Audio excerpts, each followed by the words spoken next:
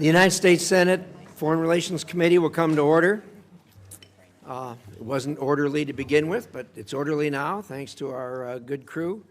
And we welcome here, as always, our Secretary of State, Marco Rubio, a distinguished alumni of this committee, and I know he's always glad to come back here and visit with us.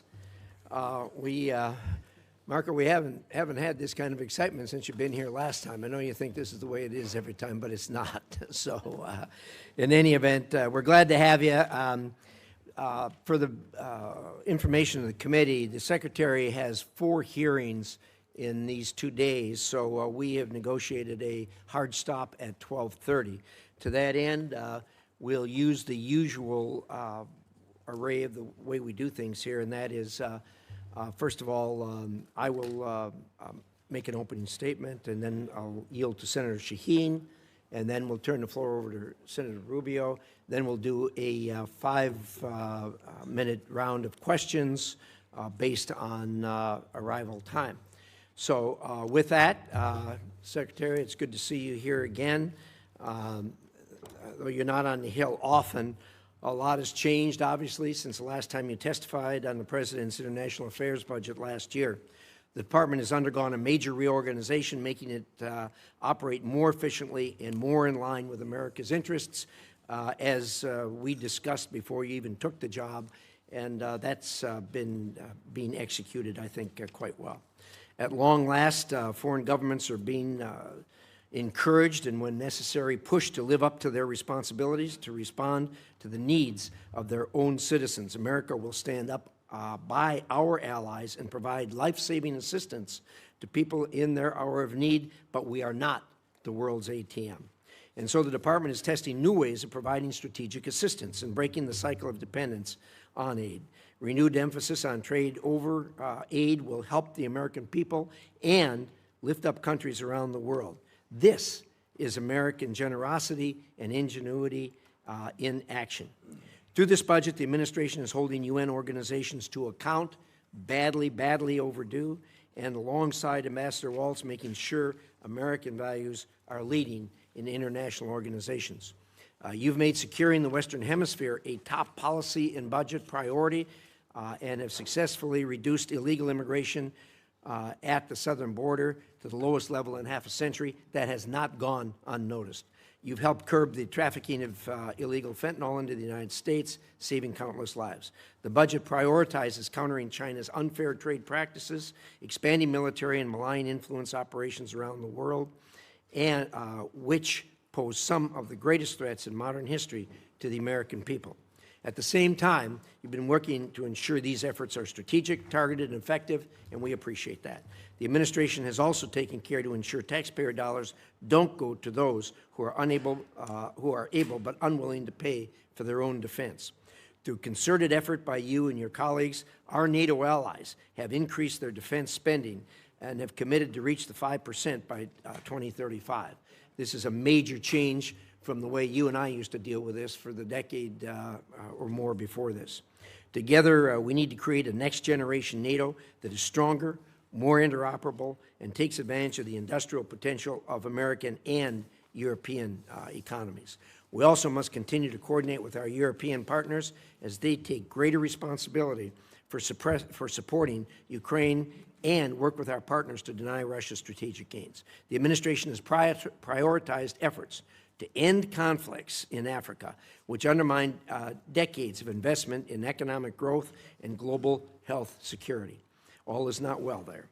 The latest Ebola outbreak in eastern Congo, now affecting the entire region, highlights how conflict and humanitarian crises abroad threaten the health and security of the American people here at home. I know the Department is working hard to protect us from this threat, and I look forward to hearing how the budget supports these efforts. And, of course, the administration has taken decisive action to protect American citizens from the threat posed by Iranian nuclear capabilities and ambitions. On behalf of the American people, thank you for your hard work on that. You and I have been through this before, and we know how difficult it is. Change is hard, but it is also necessary. Your efforts to make the State Department more responsive to the needs of Americans will help us all meet the challenges of the 21st century. I look forward to discussing how the budget will further those efforts. With that, I will turn it over to the distinguished ranking member, Senator Shaheen. Well, thank you, Mr. Chairman. Good morning, Secretary Rubio. Mr. Secretary, you were a senator. You sat on this committee. You sat on the Intelligence Committee.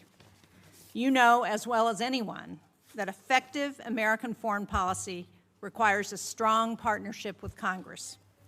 Allies need to know that our commitments can stand the test of time, and that only happens if Congress is brought into the discussion.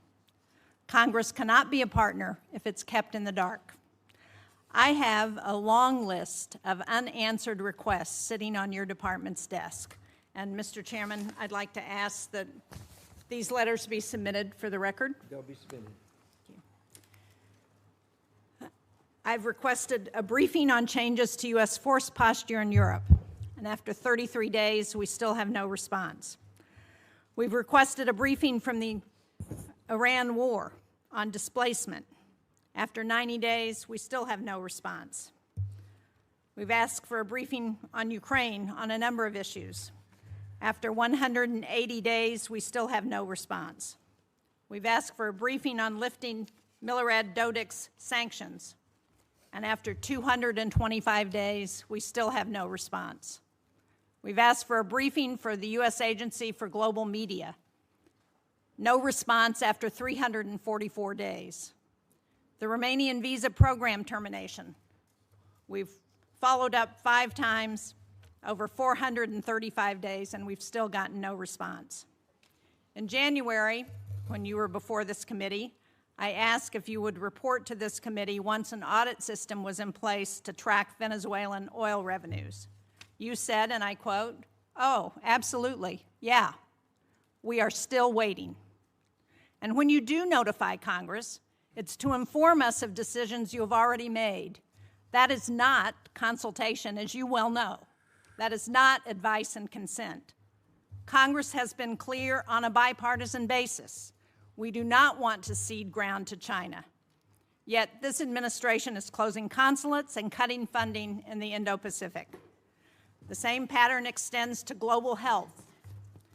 USAID supported Ebola detection and prevention activities in DRC and Uganda for years. And we can see in this poster, even Elon Musk admitted that one of the things we accidentally canceled, very briefly, was Ebola prevention. Well, those programs were dismantled. And today we have to screen for Ebola at Dulles Airport rather than in the DRC and Uganda more than 7,000 miles away. You're asking for a 44% reduction in the State Department budget. That includes eliminating funding to the World Health Organization. It includes eliminating all disease-specific funds in the middle of an Ebola crisis that's affecting Americans. Yet, no one from your department can explain to us why this is a good idea. You sent Congress one notification saying you needed $19 billion to close out USAID. Then you sent another saying you needed some of that money to respond to disease outbreaks. Congress has asked for an explanation, and we still have not received one. The same pattern extends to our alliances. I just returned from a bipartisan delegation to the Arctic. We are on the verge of losing the very alliances that we have built for decades because the president manufactured a crisis over Greenland. And nowhere is that clearer than with Russia. In 2017, you wrote, as a senator, that Vladimir Putin will never be a trusted ally or a reliable, constructive partner. But since taking office, you, the president, the vice president, Steve Witkoff, not one of you has been to Ukraine. And yet, your envoys talk to Putin on a regular basis. The president has invited him, given him the red carpet treatment on American soil. But yet, you won't come up here and brief Congress on any of it. And decisions Congress has made on Russia have been systematically undermined. Congress passed support for Ukraine. The administration has slow-walked it. And instead of sanctioning Russia, the administration issued oil licenses that have sent billions to Moscow. Congress has asked what this approach has produced. Russia has conducted 5 times more drone strikes on Ukraine since 2024. More U.S. businesses are being directly targeted than at any point in this conflict. And Russia is providing targeting intelligence to help Iran hit our facilities and personnel in the Middle East, while we're helping them fund this war. When I talk to my constituents, they ask for economic relief at home, not regime change in Havana or Caracas or Tehran. Instead, you sent Congress a war powers notification saying we are not in active hostilities with Iran, while the U.S. was conducting strikes against Iran and Iran was bombing U.S. embassies and bases throughout the Middle East. That was not consultation. It was an attempt to avoid answering to this committee and this Congress about this war. Congress has asked basic questions about the war. Why are roughly half of our Patriot interceptor stockpiles gone? Why does the Strait of Hormuz remain closed? Why is gas up $1.50? Why did 13 American service members lose their lives in this war? Congress deserves to know why, and Americans deserve to know why. Mr. Secretary, you would not have stood for this kind of stonewalling by the administration when you were a senator, and you certainly shouldn't stand for it as Secretary of State and National Security Advisor. Thank you, Mr. Chairman. Thank you, Senator. We'll now proceed to a round of 5-minute questions. I'm sorry. We'll try. Did you want to? We talked about that. Do you want one? We actually talked about that, but he thought that questioning might be easier. Why don't you go ahead? I have it in writing. You want me to read it?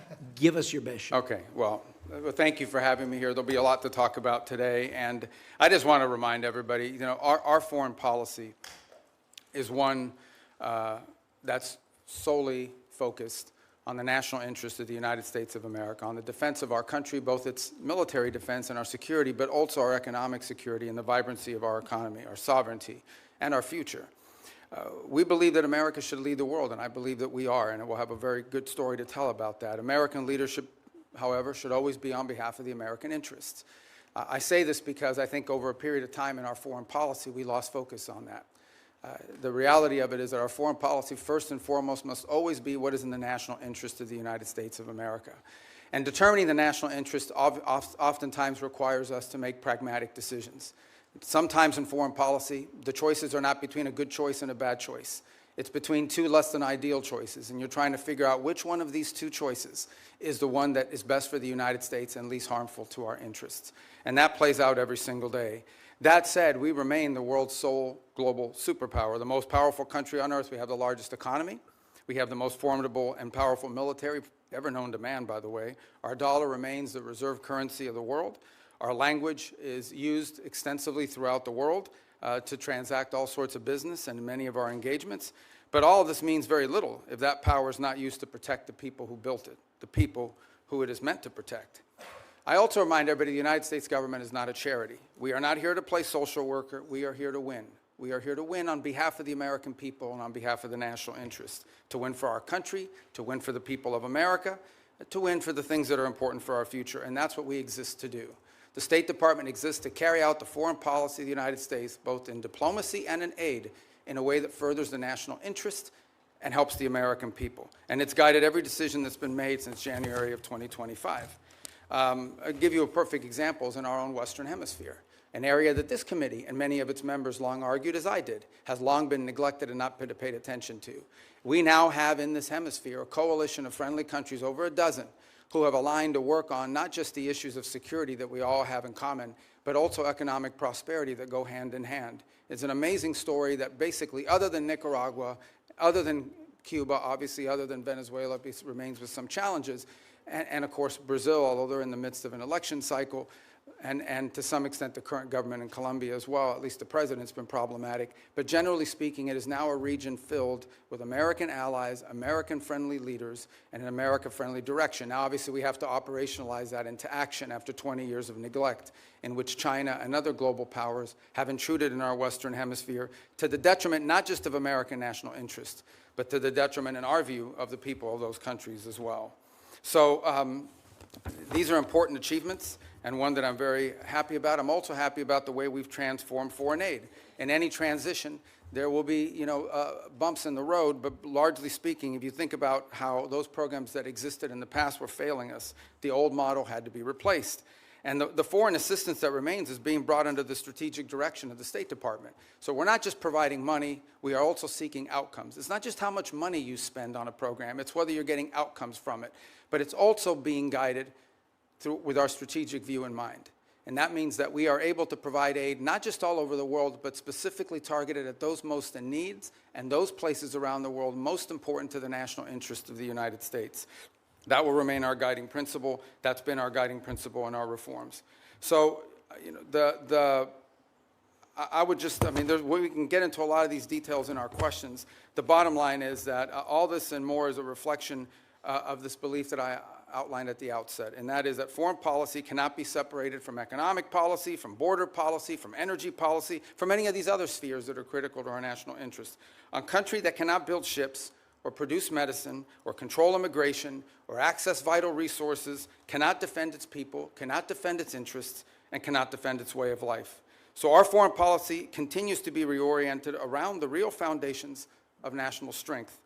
This budget is yet another step, I believe, in that direction. Obviously, the appropriators here will have a huge say on the outcome of what that budget ultimately looks like, as we don't anticipate that for the first time in modern history, Congress will just take up our budget and pass it. We think it'll go through some substantial reforms along the way, and we look forward to engaging you like we did last year to produce what we think is a very good spending bill at that time. So anyways, I look forward to your questions. At least that's what it says here. I'm not sure if I really look forward to your questions. I look forward to probably half your questions. Thank you. Thank you, Secretary Rubio. We will now do a round of questions, 5-minute questions based on order of attendance. And I'm going to start, and I'm going to say thank you for the work you've done with respect to Iran. All of us that have worked on this for years know how frustrating that is, how difficult it is to work with this regime who've sponsored terrorism, kidnapping, and killed thousands of Americans for the last 47 years. Thank you for doing something about it. I know you and the President are doing all you can to ensure this comes to a close sooner rather than later. I wonder if you could give us at least a brief update on where we are. Well, first let me remind everybody that while I've not been before this committee since, I believe, February, when we briefed on the Venezuela operation, I have appeared on multiple occasions here, both in my role as National Security Advisor and Secretary of State, in both all Senate briefings multiple times, Gang of 8 briefings, Gang of 16 briefings. So we've talked about this topic with some of you in those settings in the past that you've heard from us. Let me just lay the predicate here, okay? Iran's desire to build a nuclear weapon was going to be effectuated behind a conventional shield. They were going to build for themselves so many missiles, so many drones, so many conventional weapons, including a navy, that at that point there's nothing you could do about it.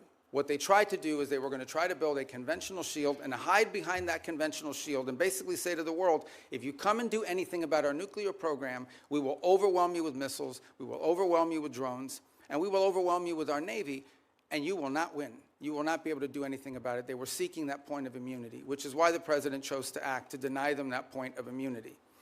Operation Epic Fury, some of you didn't like it, some of you did, was highly successful in achieving its military objectives, which is dramatically reducing the defense industrial base of Iran, the ability to build these missiles and to build these drones, especially the missiles program, substantially degraded.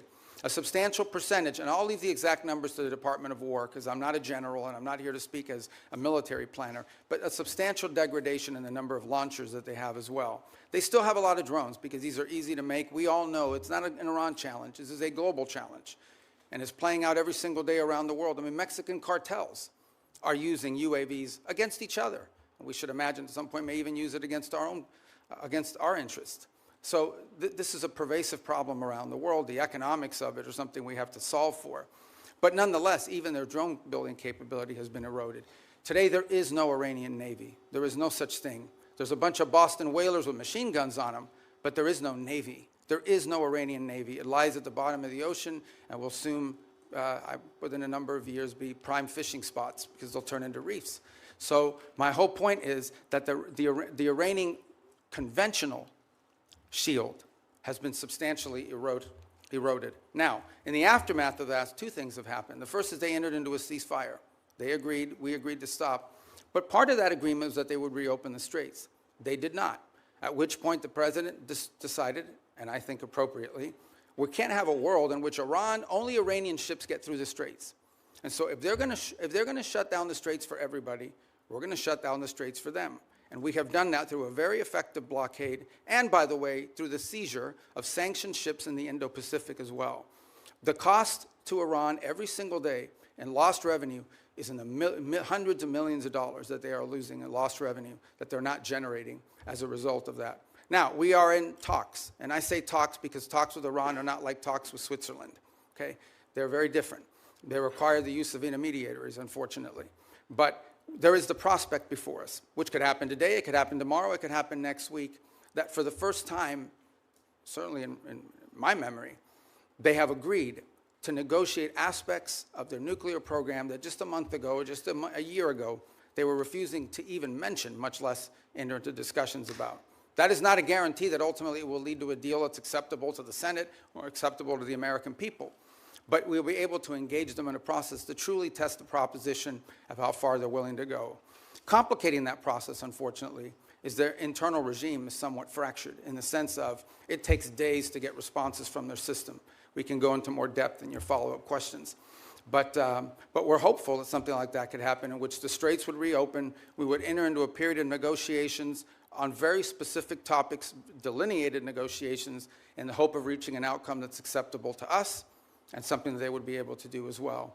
If it doesn't work out, then obviously we still have a problem with respect to their nuclear ambitions. But what they won't have is the conventional shield to hide behind any longer. Thank you, Secretary. I'm going to ask one more question. Hopefully this will shorten as we go around. There'll be more questions, obviously, on that topic. But I know you just got back from China not long ago. Could you give us a quick update on the state of U.S.-China relations? Yeah, look, I mean, China and the United States are the two largest economies in the world, the two most powerful militaries in the world. The Chinese government and the U.S. government have to speak. I mean, it's not a choice here. We have to have some measure of communication, if for nothing else, in order to de-escalate potential points of conflict that could lead to something broader. There are obviously very significant irritants in our relationship with China. Some of these are long-term problems that we know we're going to have to address. And so what we're trying to do is manage a period of strategic stability while recognizing that there are areas of our relationship in which we are going to have struggles, not just for years, but perhaps for decades. We recognize this. But I think as much as anything else, we have to recognize that the United States and China have to be able to have points of dialogue and speak to one another. As I said, for no other reason than to be able to have a communication channel. I think in our meetings, it was abundantly clear which are the areas that we do not have strong alignment or agreement on. We understand that there are areas in which long-term we're going to have some real challenges, whether it's supply chains. Put it to you this way. Let's leave China aside for a moment. The United States, and I would argue the world, cannot depend on one country for 90% of anything, especially 90% of things that are critical to our economies, not from our weapon systems to our pharmaceuticals. We just can't live in a world in which we rely on anybody for 90% of what we get in one sole source that could be cut off at any time as leverage against us or punishment or in a time of conflict. And so we are actively searching and have plans in place, and we're implementing these to diversify where we get critical minerals, where we get our supply chain, secure that supply chain. And obviously the Chinese would like to retain their monopoly position in some of these. This is going to be a long-term issue that we're going to have to continue to confront and work on. Work on that continues even while we are engaged in the ability to dialogue and speak to them, because we have to. It's responsible, and we truly have no choice but to be able to do that. It's to their benefit and ours, and I would argue to the benefit of the world that these two countries are able to speak to one another. Thank you, Secretary. And I think your comments about the supply chain and the critical minerals and everything else that's in the bottleneck, these are things that are relatively new to us. They've always been there, but COVID underscored that. And then, of course, the Ukraine war brought it out even more. And appreciate your remarks. I think everybody at this dais knows we are, as a nation, looking at that. With that, Senator Shaheen. Thank you, Mr. Chairman. Mr. Secretary, at this budget hearing last year, you testified that no one had died as a result of foreign aid cuts. Sadly, I think we're seeing in real time that that's not true today. There are more than 1,000 cases, more than 200 Ebola-related deaths. And as we know, one of the entities that is a critical global health tool is Gavi, particularly during a disease outbreak. It plays a role in distributing Ebola vaccines, and it has committed up to $40 million to develop a vaccine for the current Ebola strain that has no vaccine right now. So how are you making sure that Secretary Kennedy, who has been sitting on those funds for months now, is going to release them so that they can go to help develop a vaccine to address the Ebola outbreak? Yeah. Well, a couple points on Gavi. I would say that the president had asked that we allow Secretary Kennedy to play a leading role on the Gavi decision because of his strongly held views with regards to vaccine safety, and he wanted them to conduct some reforms. I actually talked to Senator Schatz about this last week as well, and so the State Department's going to be re-engaging. I'm not here to tell you we're going to yank this thing and we're not going to listen to his points of view, but the State Department a few weeks ago made the decision that we were going to re-engage on this issue of Gavi, respecting what HHS views on it are as well, and we want to take their input, but we'd like to get this issue resolved in an outcome that's acceptable, both to Congress and also to our goals on global health. So it is an issue. As I said, I wouldn't use the word defer, but we have certainly allowed him to play a leading role in determining what we're going to do next. But right now, we're sort of at a stage where we are going to re-engage. We need to drive this to an outcome. I couldn't agree more, and so do you commit to using the $2 billion that Congress has appropriated for global health to actually help fund global health security? Well, we do fund global health security beyond Gavi, by the way, and we can talk about that. We can talk about the compacts, I think 32 that we've now entered into with countries all over the world. We have a new agreement with the UN as well that they're very happy with. The Global Fund, we've hit our cap. We are at our 33%, and we've actually been able to attract additional donors from around the world to contribute to it. On this specific item, I would say, we intend to get this resolved. We want to get this resolved. It's an important part of our matrix. We will follow up, and I hope you will share with this committee as soon as you get it resolved. I want to go to Russian oil sanctions and general licenses, because President Trump gave Russia a lifeline, allowing it to sell oil globally through licenses issued by the Treasury Department. While I think the administration should have known that the Iran war would make Russian oil more desirable, they decided to remove the stigma on that oil and give an extra windfall of cash to Putin. So can you let us know whether you believe or whether you will support extending those licenses, when it comes back up mid-June? Yeah, a couple points. First of all, the two things have happened. One is actually the U.S. production and U.S. playing a role in the global energy supply has increased. I think we had our largest amount of exports from the United States we've ever seen. So we've also benefited from this, and our energy dominance has really come into play.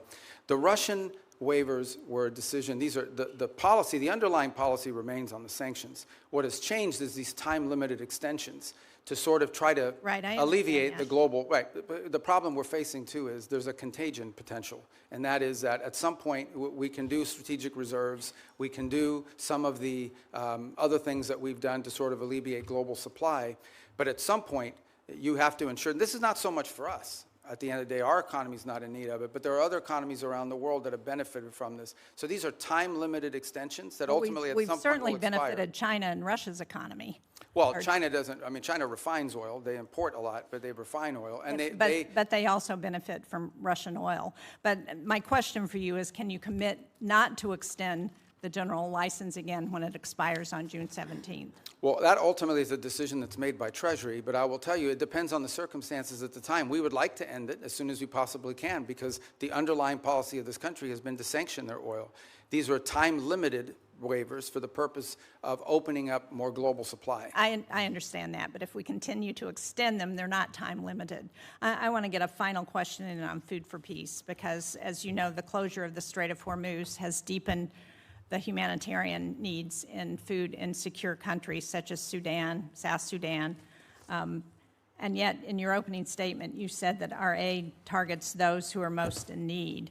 But I think it's very concerning that the country selection process for Food for Peace, which I understand is led by the Department of State, includes only 2 priority countries from World Food Program hunger hotspots. That's Haiti and the Democratic Republic of the Congo.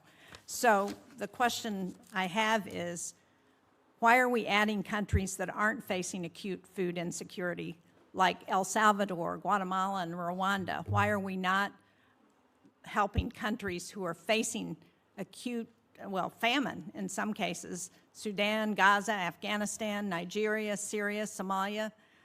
These are all countries that have humanitarian crises, and yet we're helping countries that don't have acute food insecurity. So a couple points. First of all, on Gaza, we have spent hundreds of millions of dollars, including after the ceasefire, and providing through the World Food Program and other entities, and we continue to do so. I think if we're not the world's largest donor, I'd be surprised, because it's a massive amount of money that we've provided through those mechanisms of various means. On the point of Sudan in particular, the complication in Sudan, which I wish were different, and we're very involved in this. I mean, I had a meeting on Sudan yesterday. The problem in Sudan has largely not been our unwillingness to provide funds. We are willing to step forward, and we have the flexibility through what we've been able to do with foreign aid to surge up that. It's been distribution. It's been the ability to get that. So as an example, in these conversations we're having between the warring sides, one of the things we're trying to identify is 4 safe spots where people can go receive humanitarian care, assistance, where we can actually have the outside groups, the NGOs, the international organizations that we contract with, have the ability to go in and actually deliver the food without having their trucks hijacked or blown up or their workers killed. That's been the fundamental challenge in Sudan, is distribution. The distribution is being threatened because we don't have conditions on the ground that allow for it. And so to allocate money towards something that we can't distribute is unwise until we have that in place. That's deeply tied to the ability to have a peace deal, which I can tell you has been very frustrating. On the one hand, with Sudan, we had a donor conference in Berlin. I don't want to interrupt you, Mr. Secretary, but I'm out of time, and it doesn't explain why we are providing food for countries that are not insecure. I appreciate the challenges in Sudan. We have those challenges in many places. But because we have dismantled the distribution network when we eliminated USAID, we've exacerbated those challenges in countries around the world, and we are not providing the help based on humanitarian needs, and that's my concern. Thank you, Mr. Chairman. Senator Ricketts. Thank you very much, Mr. Chairman. And Mr. Secretary of State, thank you for being here. Really appreciate it. Good to see you. Communist China is trying to win the AI race, and they will use it, for example, to dominate our military if they're able to do that, and so many other ways. A world where Communist China is dominant in AI is very bad for the United States and for the entire world. That's why it's critical that us and our allies cannot lose this race. Semiconductor supply chains, particularly semiconductor manufacturing equipment, SMEs, are critical to winning this competition. It's one area that Beijing is spending billions and billions of dollars to be able to produce chips in China, and they've failed to be able to produce those high-end chips so far. President Trump understands this better than anyone because the Trump administration was the first to utilize export controls on SMEs to slow down Communist China's advanced chip-making industry. Since that time, key allies and partners have also imposed controls on SMEs to China. However, their controls have not been as restrictive as U.S. controls, and this has allowed certain foreign countries to backfill the Chinese market with critical dual-use tools. Secretary Rubio, do you agree that export controls on SMEs are critical to maintaining our technological advantage over Communist China? It is. It's actually where it's most critical is in the high end. The areas, that are not legacy, that are broader and that allow for that. I think on the broader point of AI, we share your view. One of the initiatives that I think Jacob Helber's done a great job with at the State Department is Pax Silica, in which we signed up all these countries around the world. I think we're up to 13 or 14, and including ourselves and others who hope to join as well, in which we can create this global consortium for all of the elements of the AI supply needs. It's not just the innovation, it's obviously access to the minerals and the critical elements necessary in order to produce these chips and all the things that it will take to lead the world in AI. I think it is safe to say the United States right now is a global leader on AI. I think it is also wise to say that that lead is not irreversible. It has to be sustained, and there will be a real challenge in sustaining it. And we're going to have to stay focused on it. The good news is I do think we have a system of global alliances that view it the way we do. And we want to lead on it because it's not just about leading the technology in AI. It's about also leading in the standards that will govern how AI is used. I don't want to monopolize this conversation on this point, but it's one that I think the Senate should think about because I know we're starting to think about it. AI will have very positive impacts on our economy and societies. It will also have some detriments. There will be white-collar jobs in this country that will be impacted. And I think we have to start thinking not simply about the impact that AI will have on those jobs, but the societal pressures that will create, not just in the United States, but in economies all over the world. Much like industrialization and automation did, it will make the worker more efficient and more valuable, but it will eliminate some jobs, and those jobs will have to be replaced with new jobs or new skills. That's not just an economic issue. That is a political issue. That, over time, could destabilize societies all over the world. So we have to start thinking about AI in those terms as well. You mentioned our allies. Shouldn't they have to follow the same sort of standards U.S. companies do when we're limiting the semi-manufacturing equipment that's going to Communist China? And that's our hope, is that we can create people that we can create a coalition of nations that understand the danger in this. And they're running through the same, some are better than others, but they're running through the same problems that we run into, and that is companies ultimately want to sell to the markets, and China's a large market. But I agree, and that's one of the goals behind Pax Silica, is to create unanimity or consensus behind that thinking. Well, Mr. Secretary, that's why I recently introduced the Match Act with Senators Kim, Risch, and Schumer to level the playing field. This bill would provide the State Department with the leverage in ongoing negotiations with our allies to align those controls.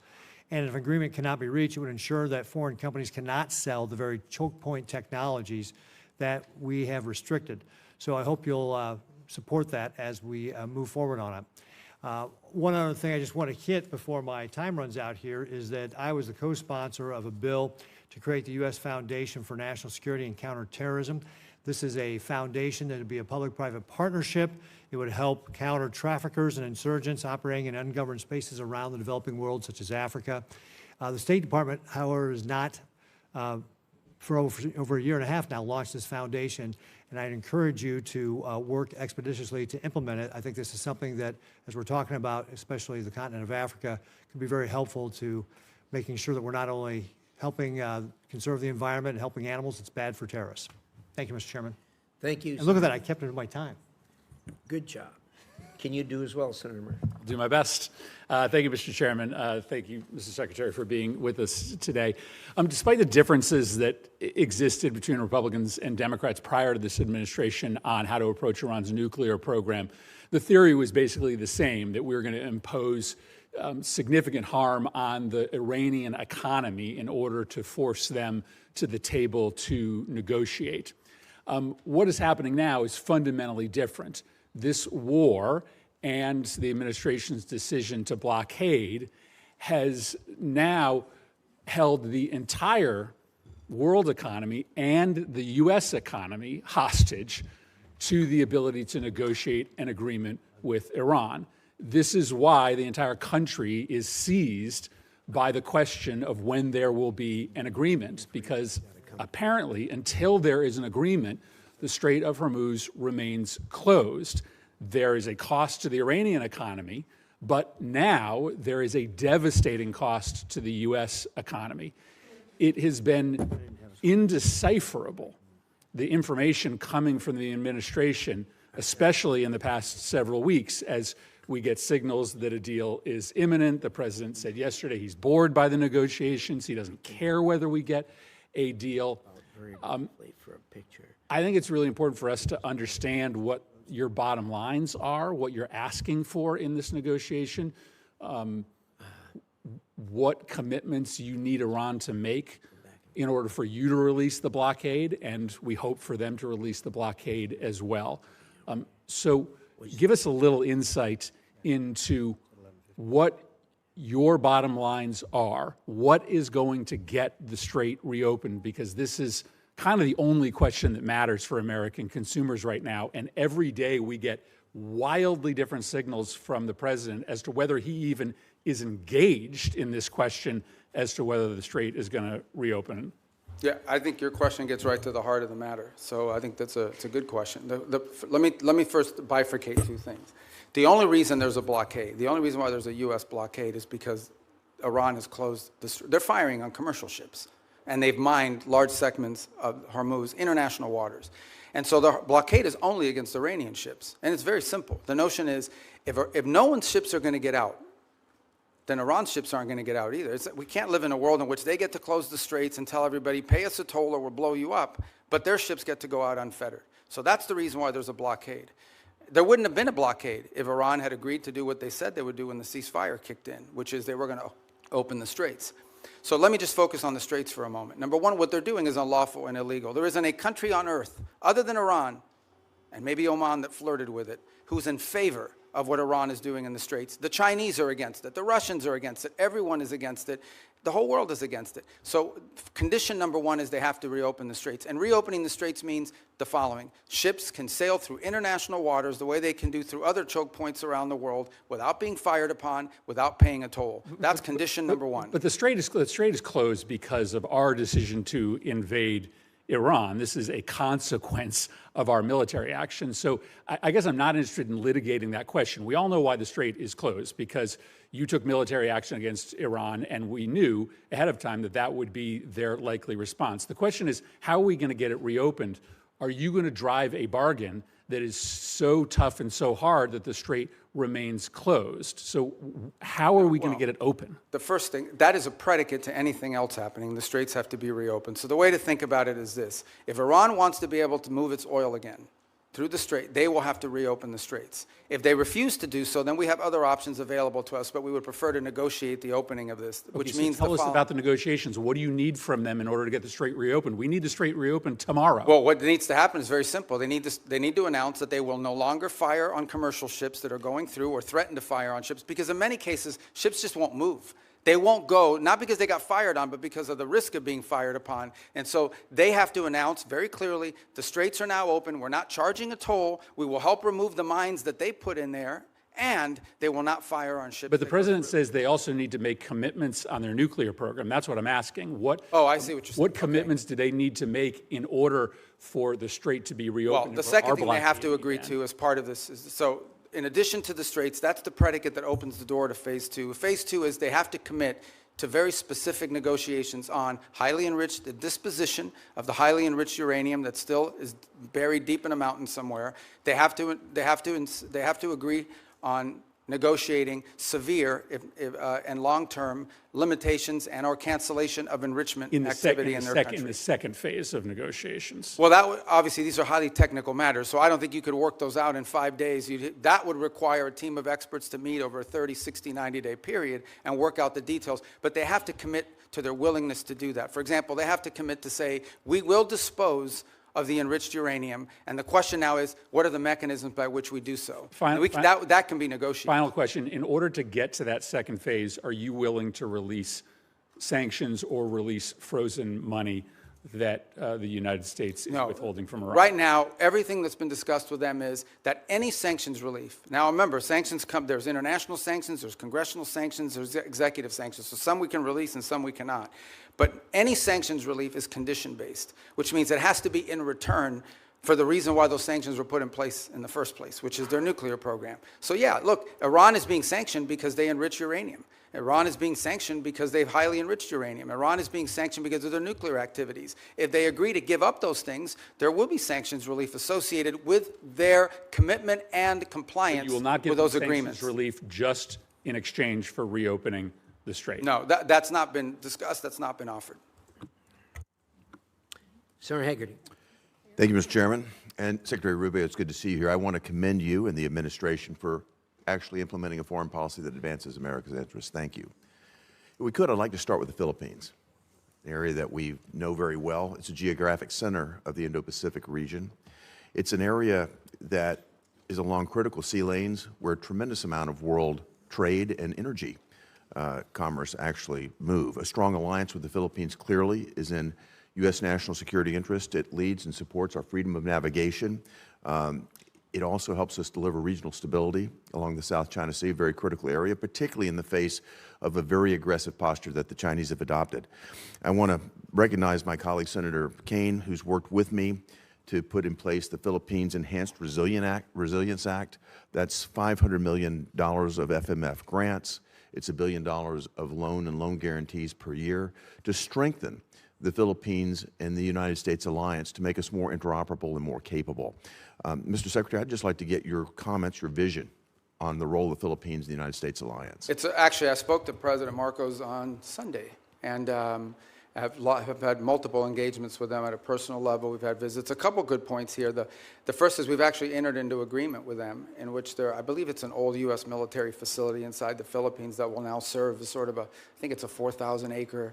I'm very familiar with the area. Yeah, you know it. And that we'll be able to do a lot of our activities together with regards to our joint interests in developing on AI and high tech and diversifying and helping diversify their economy.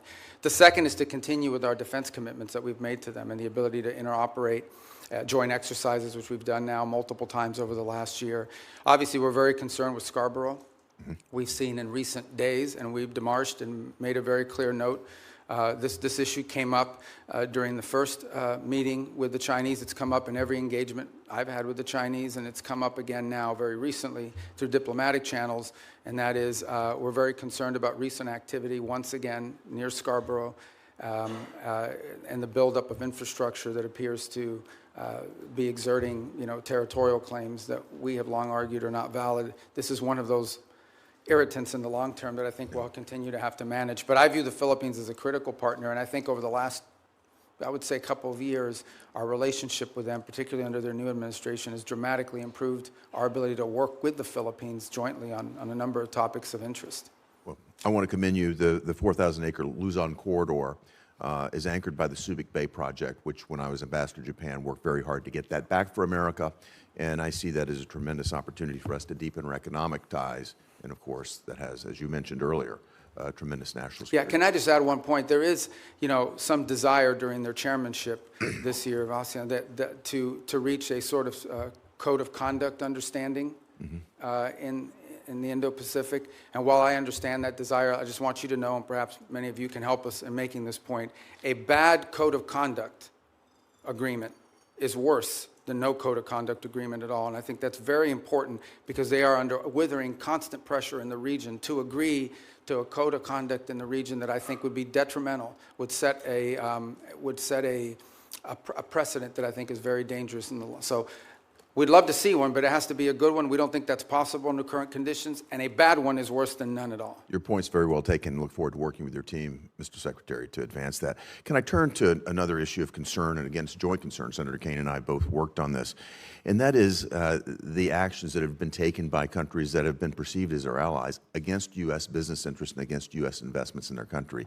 Particularly, I'd like to point to the example of Vulcan Materials.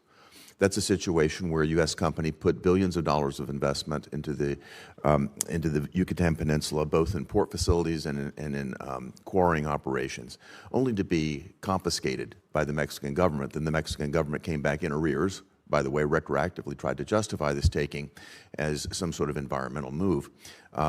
Sadly, we had to fight pretty hard, the previous administration, to not allow this to happen. And I think it's going to take more bipartisan effort, certainly you'll have it from here in Congress, to push back on any government's effort to try to confiscate American corporate property. What that will do is have the effect of minimizing or basically reducing the incentive or de-incentivizing our foreign investment in other countries, which again I think hurts the mission that you're on. I'd love to get your perspective on how the State Department will stand up for American investments overseas. We do every day, and in fact, one of the great benefits of our reorganization is that it has empowered the regional bureaus. You used to have set-aside economic bureaus that would do these things separately from the missions in the field, and having been a former ambassador, perhaps you experienced that. We've now empowered the regional bureaus, and through it, by extension, the embassies, to play a leading role in economic diplomacy. And so I would argue that virtually every engagement I have with a foreign leader involves some economic component to it. Right. And I would say if you talk to our chargés and our ambassadors around the world, I would say more than 50% of their engagements now have to do with economic matters, and they involve one of two things. Either A, finding creative opportunities. In essence, the host country will say to them, we have these areas, these industries of investment, and the embassies will take an active role working with the Bureau to identify American companies who could potentially go down there and see if there's an opportunity for them. And the second is what you just pointed to, and that is protecting existing American investments. Because the point we make with everyone we interact with is you can't ask for American investment into your countries when you have a history of expropriating, of takings, and in some cases, it's a local official that's trying to extort an American business and say, hey, I'm the sheriff or I'm the local police officer. If you don't pay us, your workers won't show up to work tomorrow. We have problems like that as well around the world that involve the local level, and it's become a leading part of our diplomacy.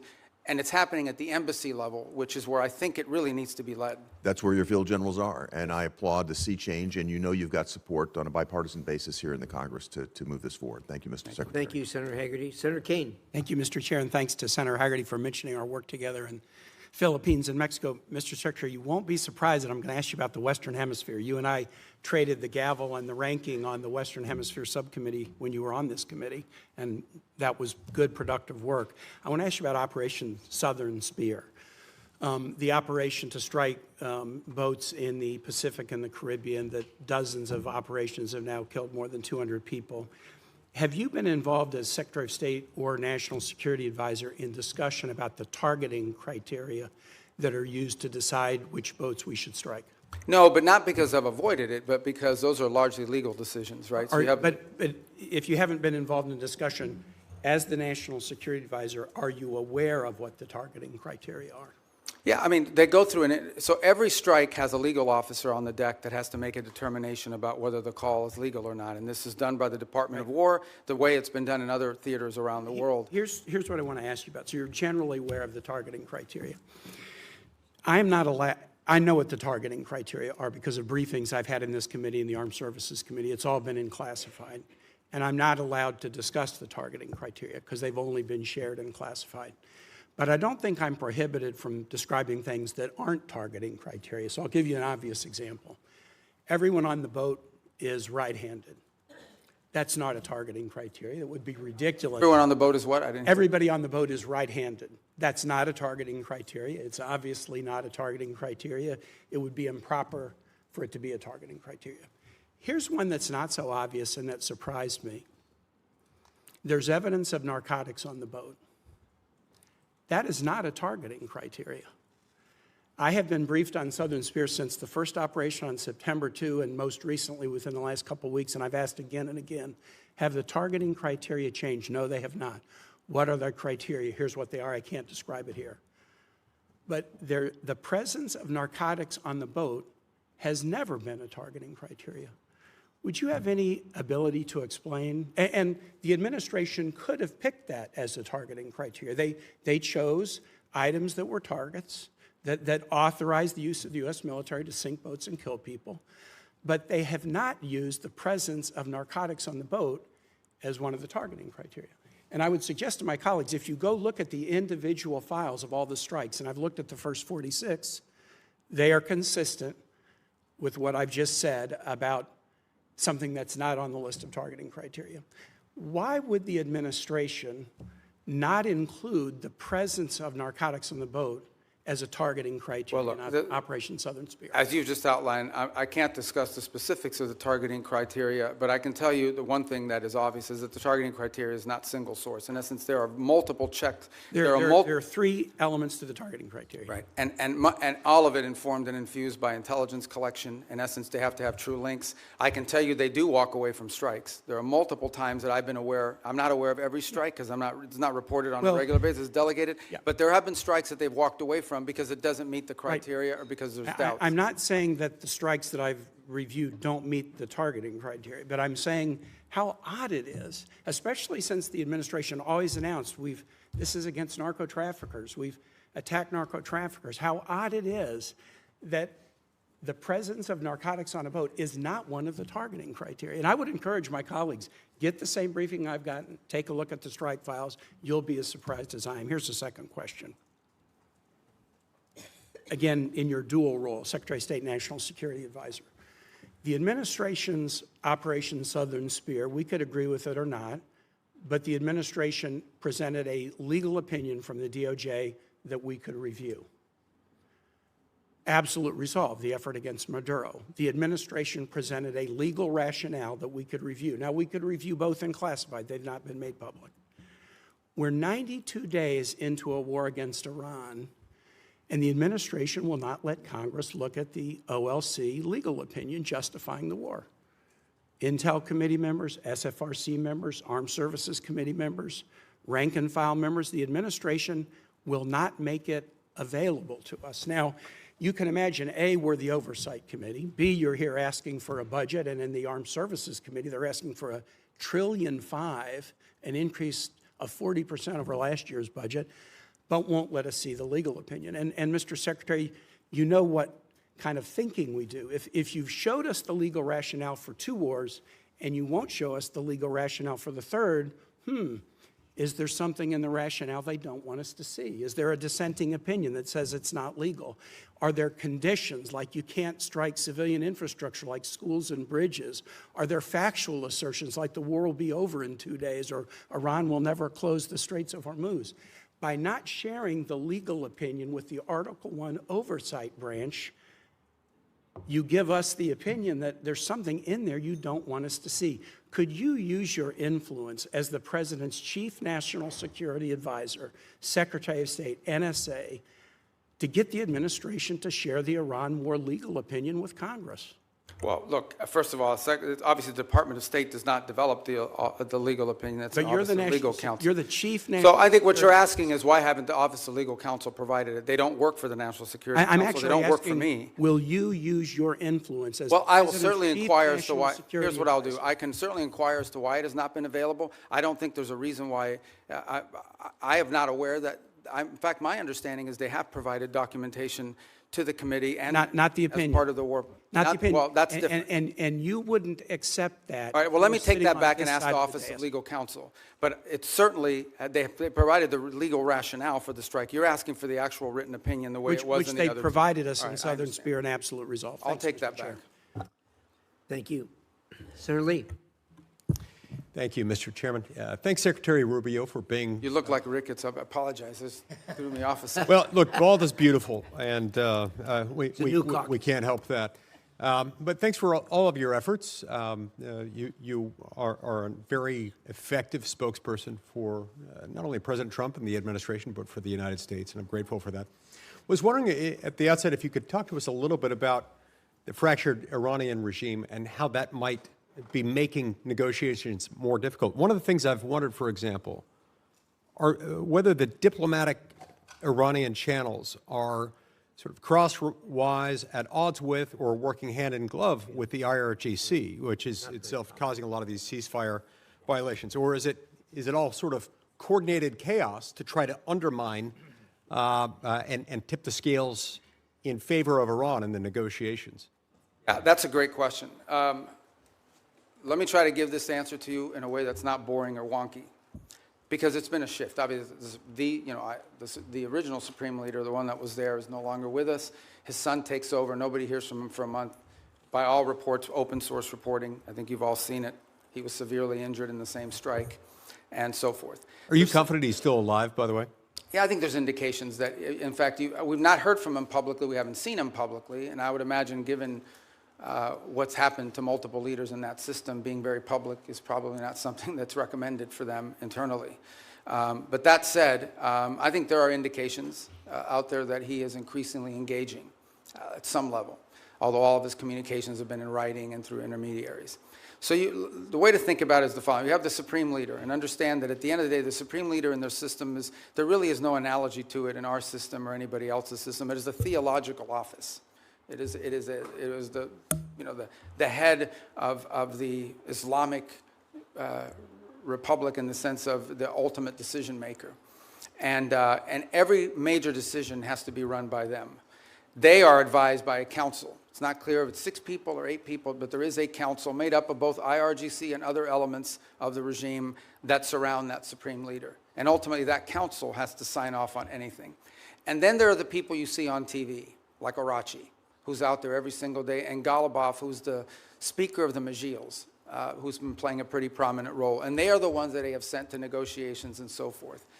It is our view of the system, as we understand it, and as it's been expressed to us both by the intermediaries and by Iran directly, that what Arachi and Ghalibaf bring or take from us, they then have to run back to this council and ultimately get guidance from them. And that process oftentimes takes 3 to 5 days to get a response. Now, some of it is logistical. They're operating probably using couriers and things of this nature. Part of it is internal fissures on exactly what they should agree to or not agree to. I think the second point that needs to be driven in this regard is that there is evidence that there are communications issues within the regime as well. So, for example,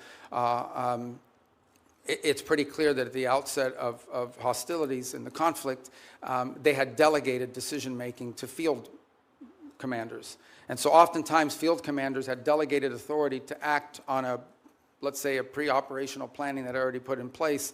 And so unlike our system, where perhaps you know that the president or the secretary of war is directly making orders and decisions, or the chairman of the Joint Chiefs, in their system, a lot of decision-making at the tactical level, like which ships to hit and so forth, are being made at the commander level. So that's why from the outset it can look like fire-ready aim, but it's part of the design of the system, perhaps? Well, I think it was a design of the system in the sense of regime survival and the ability to operate in case there was decapitation strikes or people are removed. But let's go back to the essence of the negotiations. What's complicated them is you ultimately are negotiating with people who then have to negotiate within their own system to see what they're allowed to give and what they're allowed to agree to. What is abundantly clear is that Iran is facing severe internal economic. All the problems Iran had before this conflict not only are still there, but they're worse. All the things that led to the protests, all of these are worse than they were before.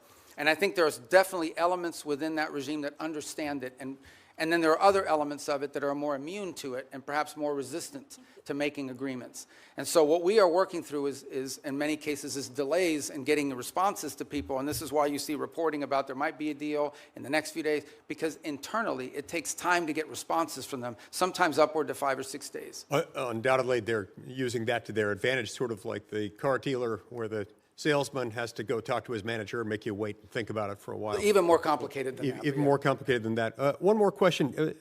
I think we could benefit from hearing from you about the need to zero out funding for a couple of entities, including the National Endowment for Democracy and USADF. Can you tell us about that?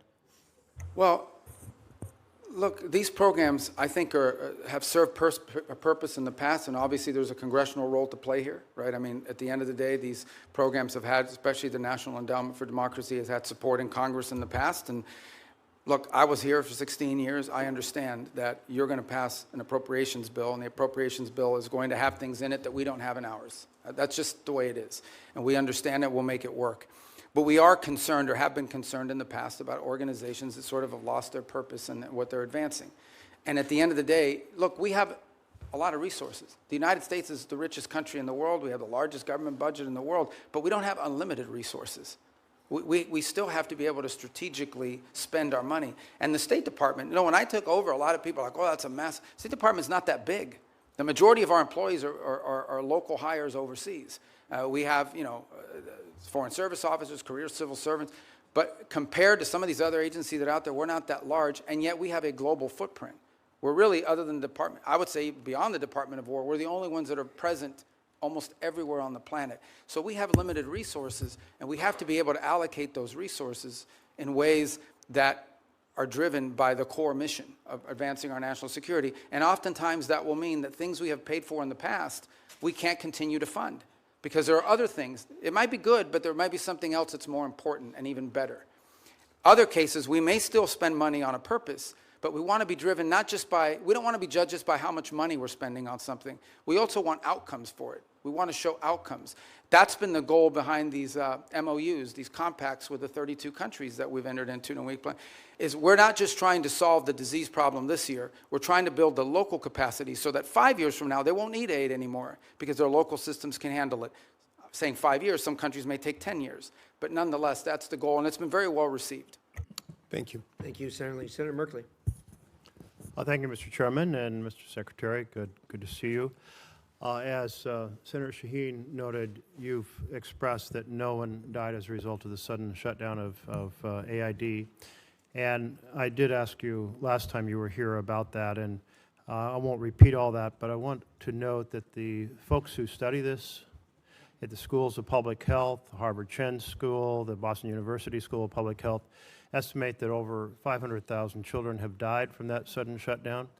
I want to kind of put a note on that. If you were to walk across this country, you'd see one dead child equivalent every roughly 30 feet. That's the level of carnage. I know you disagree with that, but many experts who are in this field, that is their estimate. And I hope you'll ponder that as we strive to rebuild our programs related to malaria, tuberculosis, AIDS, HIV, nutrition, and certainly infectious diseases like Ebola.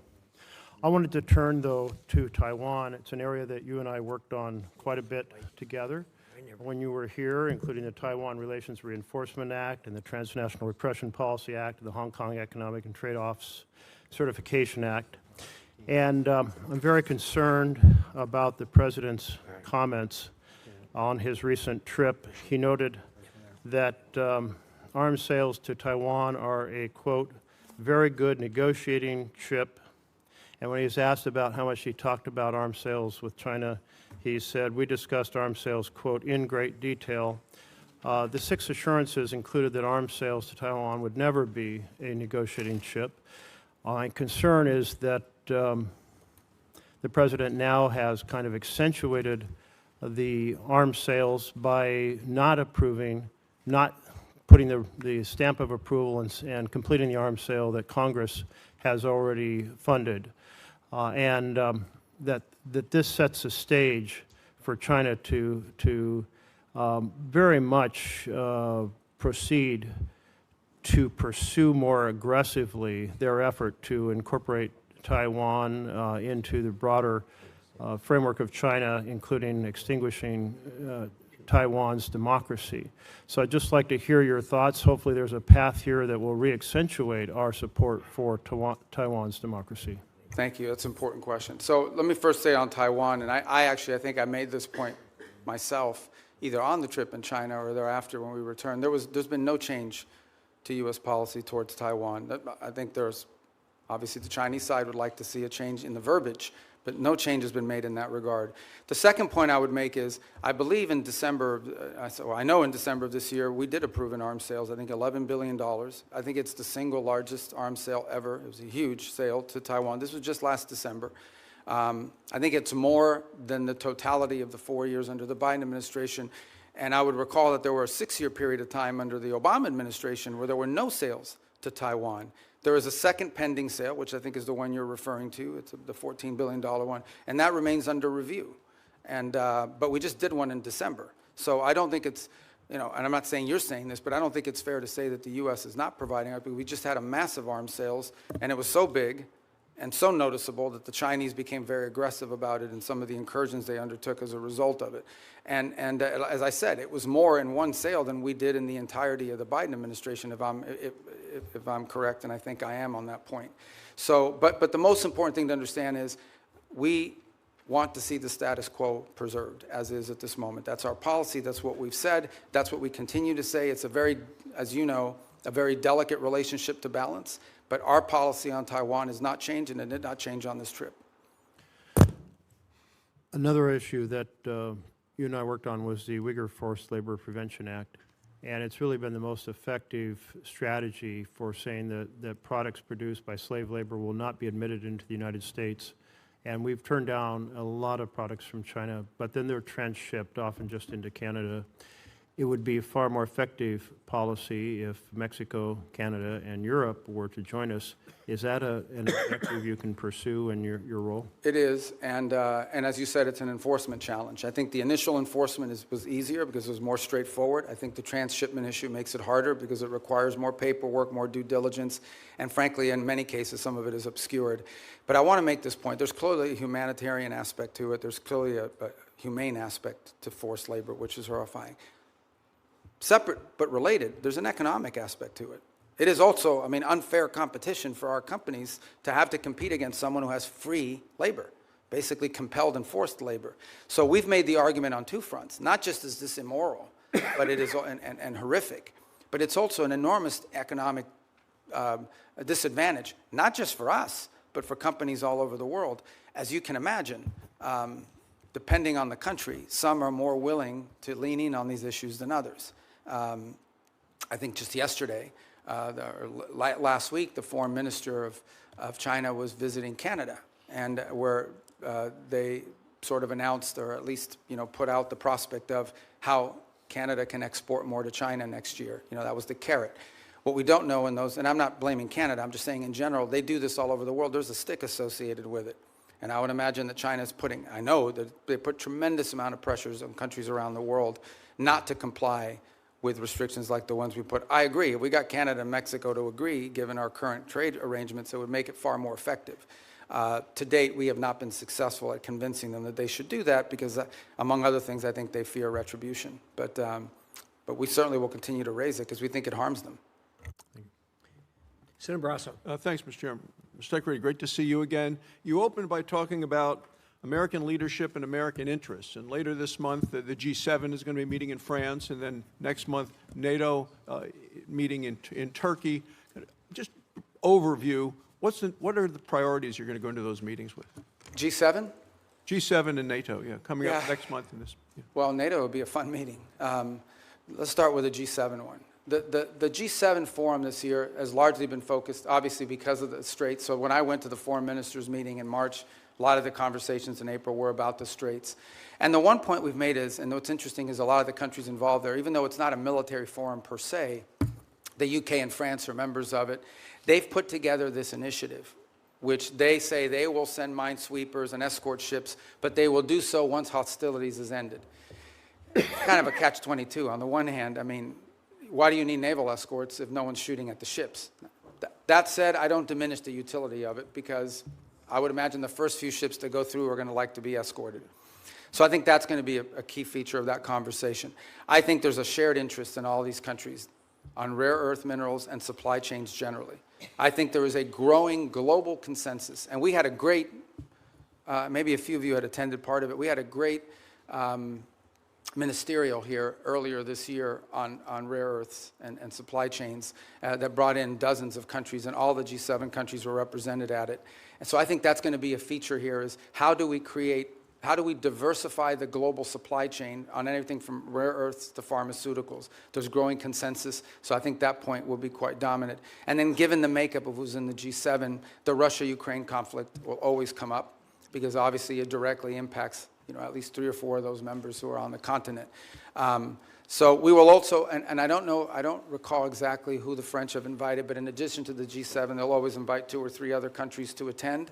I believe Ukraine has been invited, if I'm not mistaken. There's usually a couple other countries that they'll invite that are not members of G7.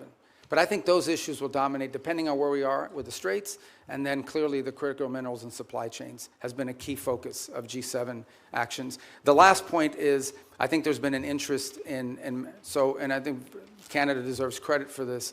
The Canadians have really taken a lead, and we've been very supportive of this, in highlighting places like Haiti. And as a result of these G7 meetings, we've actually had a number of countries in the G7, including Japan, step up and contribute to the effort there. And the reason I mentioned NATO, there's an article in The Hill, and Mr. Chairman, I ask unanimous consent that we put this in the record. It says Sweden is now America's most valuable tech ally. You're talking about working together with other countries. It goes on to say, this was just last week, Sweden joined NATO. They've now signed the bilateral defense cooperation agreement. They said in March, Sweden became the first European Union member state to sign the Pax Silica Declaration, Washington's flagship initiative to secure global AI and semiconductor supply chains, and now the technology prosperity deal. I want to know how you've accomplished so much, and is this a model for U.S. relationships going forward with NATO? Yeah, the interesting thing about Sweden is because they, and Finland to the equal extent, is because they were not members of NATO for many, many years, they had a self-sufficiency in their defenses. And so now that they've joined, they've actually added to the equation. I'm not here to beat up on any specific country, but generally speaking, the countries you added to NATO were countries that needed from NATO. Sweden and Finland have actually contributed because they brought their own defense industry, their own advanced technologies. So they've been a great partner. They've been an extraordinary partner. We were just there because we had the NATO foreign ministers meeting in Sweden, and it was phenomenal. And I think that Sweden is a great ally and a country that we're continuing to find a lot of synergy and cooperation with especially on the field of technology, but also on defense. I mean, they have their own defense industrial base, which is an impressive defense industrial base. I wish every country in NATO had what they have, but I understand why Sweden has it. In a number of travels that a number of members have done in bipartisan ways, we found out as we go around Europe that most countries will say they've been too dependent on the United States for military, too dependent on Russia for energy, and too dependent on China for materials. This administration has really made these nations step up to do what they need to do in terms of putting the money forward in defense. So I want to know what the next concrete steps we can do in terms of making some of the pledges of moving from 2% to 5%, making sure that they deploy the military capabilities. Yeah, well, I mean, look, some countries are on track to do that, others are not. Let me just speak about it in general terms. There's a real challenge. On the one hand, they've made these pledges that they're going to increase their defense spending and their defense capability. It actually has to be on defense. That's the first thing. You can't say that pensions for former soldiers and sailors is part of your 5% or your 3.5. I mean, that can't happen. But the bigger challenge that much of Europe faces, many countries in NATO faces, their economies are not growing, and in order to spend more money on defense, they're going to either have to raise taxes or cut social programs. And part of the reality of NATO, whether we like to hear it or not, is that many of the countries in Europe were able to build these very robust social safety nets because they didn't have to spend it on defense because NATO and the United States were providing it for it. So they're going to have to deal with that reality. The second point is, and this is not an anti-NATO statement, but it is the reality. The United States has global obligations. At the same time as I'm in NATO, I have to speak to the Indo-Pacific countries who are also worried about what's our force posture they're going to be. We obviously are involved in the Middle East. We have counterterrorism issues with regards to Africa. We have growing mill-to-mill cooperation in our own Western Hemisphere, especially taking on these transnational terrorist organizations and the like. So we don't have like unlimited military resources, even though we have a very large budget. They're not unlimited. And so we have to be able to allocate our resources and our personnel in ways that make sense, and it has to come at the expense of something. And so I think that's the reality that we have shared with our NATO partners from the very beginning of this administration and have been consulting every step along the way. But these countries will have to step up. They, at a minimum, have to be able to conventionally defend their own sovereign national territory for the most part. Thank you, Mr. Chairman. Senator Van Hollen, you're next. Chairman, and welcome, Mr. Secretary. This is your first public hearing since President Trump and Israeli Prime Minister Netanyahu launched an illegal war against Iran. Netanyahu said he's been waiting 40 years to do this. Turns out he finally found a president who was both stupid and reckless enough to join him. The war has killed 14 American service members, wounded hundreds more, and killed thousands of civilians. It's driving up the price of gas, food, and much more. Trump obviously doesn't care. He called high gas prices peanuts and said, "I don't think about Americans' financial situation." That's from the President of the United States. And all for what? The President told us 91 days ago that we had, quote, won the war in Iran. Last year, he told the country, Iran's key enrichment facilities have been completely and totally obliterated. Was that false? Let's face it, Mr. Secretary, the Trump foreign policy has become a dumpster fire. This is the same president who's more interested in flattering Vladimir Putin than in protecting Ukrainian sovereignty. The president who lifted restrictions on the transfer of sophisticated U.S. chips to China, but came back from his trip there with nothing but ballroom envy. He tweeted about that the other day. This is the president who brought on Elon Musk to take a chainsaw to AID, which has enabled the current Ebola outbreak in the DRC. We've also witnessed corrupt crypto deals with the UAE royal family that have enriched the Trump family at the expense of our national security. We've seen an administration engage in extrajudicial killings in the Caribbean, hijack Venezuelan oil, threaten to invade Greenland, and weaken the NATO alliance. Here at home, a Reagan-appointed judge said that you and former Secretary Noem abused your powers when you locked up and still seek to deport students for protesting the destruction of Gaza. The Reagan-appointed judge said you did that, quote, primarily on account of their First Amendment-protected political speech. Speaking of Gaza, the so-called Board of Peace seems to have run around. Meanwhile, while Senator Rubio once proclaimed that the U.S. must, quote, work to ensure that refugees who flee war, torture, and persecution are provided safe environments to live and thrive in. Now, as Secretary of State in this administration, you have capped refugees at a record low of 17,500, and white South Africans, Afrikaners, have comprised roughly 99% of those slots, Mr. Secretary, a race-based refugee system. At the same time, the President's preventing Cuban political refugees from entering the United States, even as you've imposed a near oil blockade on that repressive regime. The stated goal is to change the government there, but the only real change is humanitarian crisis inflicted on millions of people, not members of the regime. And in that regard, Mr. Secretary, I have a question for you regarding the designation of Cuba as a state sponsor of terrorism. On the very first week, at least, of this administration, the administration reinstated that. And in a recent January 26 EO, you made statements suggesting connections to Hezbollah and Hamas. The previous administration did a thorough review with the intelligence community and concluded that there was no evidence that Cuba was engaged in ongoing state sponsor of terrorism. Did you find new evidence to support that conclusion?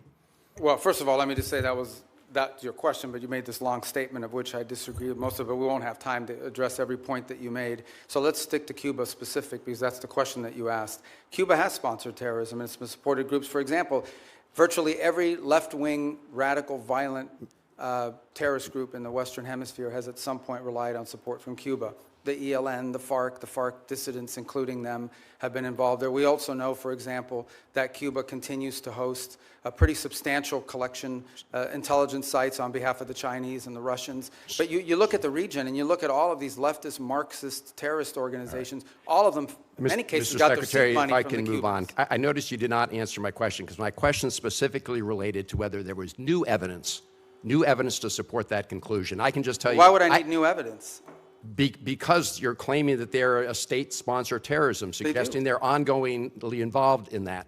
My final question to you, Mr. Secretary, relates to the Al-Aqsa Mosque complex. There have been reports that the United States is working with Israel to take away the Kingdom of Jordan's custodianship over the Al-Aqsa Mosque complex in East Jerusalem. Can you confirm today that there's no— I'm not even aware of those reports. There are reports, so I was hoping you could confirm. Is that like a media report, or? There have been several media reports. Ah, well, you know the media is always accurate. No, they're not, and that's why I'm getting— Yeah, no, I've never even heard that. That's the first time I even hear anybody discuss that. All right, well, I'm glad to hear that, Mr. Secretary. But we have a great relationship with Jordan, you know, and we're very helpful. So I've just never heard that before. You should— I don't know what article you're referring to. Just give it to me. I'll look at it. I'm happy to. Is it a credible website? I'm glad to hear you say, Mr. Secretary, there's no truth to it. I've never heard that discussed by Thank you. anybody. You're up next. Oops, I'm sorry. Senator Daines was here earlier. I apologize, Senator. Right. Senator Daines. Chairman, thank you. Ranking Member Shaheen, good to see you as well. One of the underreported successes for your diplomacy and this administration is what's happened to the peace agreement, a landmark agreement between Armenia and Azerbaijan. I know, Mr. Secretary, you just were in the region most recently. A major step forward for a region long beset by conflict, nearly 40 years of a hot war. And through your leadership and President Trump's leadership, you've brought true peace to an area of the world sandwiched in between Russia and Iran. It was creative thinking that led to the establishment of the Trump route for international peace and prosperity as a solution to some of the stickier issues in that negotiation. The program promises to be a boon, not only for Armenia and Azerbaijan, but also many neighboring countries. As Brzezinski once said, talking on the global chessboard, his book, that Central Asia is the wine bottle and Azerbaijan's the cork. You uncork the wine bottle, suddenly you've got oil and gas and critical minerals flowing back towards the West instead of to Russia, to China, and to Iran. Mr. Secretary, can you tell us a little bit about how you plan to implement the TRIP framework agreements and deliver major economic benefit to both the United States in a very historically troubled region? Thanks. Actually, as you said, I was there last week. What was it, Tuesday maybe? We signed the trip agreement between the U.S. and Armenia, and this is, you described it as a corridor, which I know it's the anchor of a peace agreement with Armenia and Azerbaijan, and that's critical, but it's much more than just the anchor of a peace agreement. It really has the opportunity to revolutionize Armenia's strategic location and become a central hub for trade in the region. It solves the issue of access that Azerbaijan cared about, and it was an irritant in their relationship, but it does much more than that. It has the ability to transform the Armenian economy in a very powerful way. Here's the other thing that it's done. You know, for a long period of time, our relations with Armenia were quite stagnant, and in many cases, I would argue, almost non-existent. It has also reinvigorated that relationship between our two countries and allow us to explore opportunities in all sorts of other fields. So we're involved in that very heavily now. We literally just signed the agreement, and it will allow us to drive and hopefully incentivize U.S. private sector investment in this corridor to the benefit of American companies and American interests, but also to the benefit of Armenia, Azerbaijan, and other regional countries. I would also argue, by the way, and just to point out, and I don't mean this again, I think this is pretty well understood in the open source reporting, the Russians are less than happy about our engagement there. I think there's evidence that they would like the current president to lose his election as a result of this growing relationship with the United States. To be clear, we're not there to infringe on Armenian sovereignty. We're not asking them not to be friends with other countries. We just want to be able to have a relationship with them that's built not just on peace. Peace is important, but that's just the beginning. It's the economic opportunities that it provides.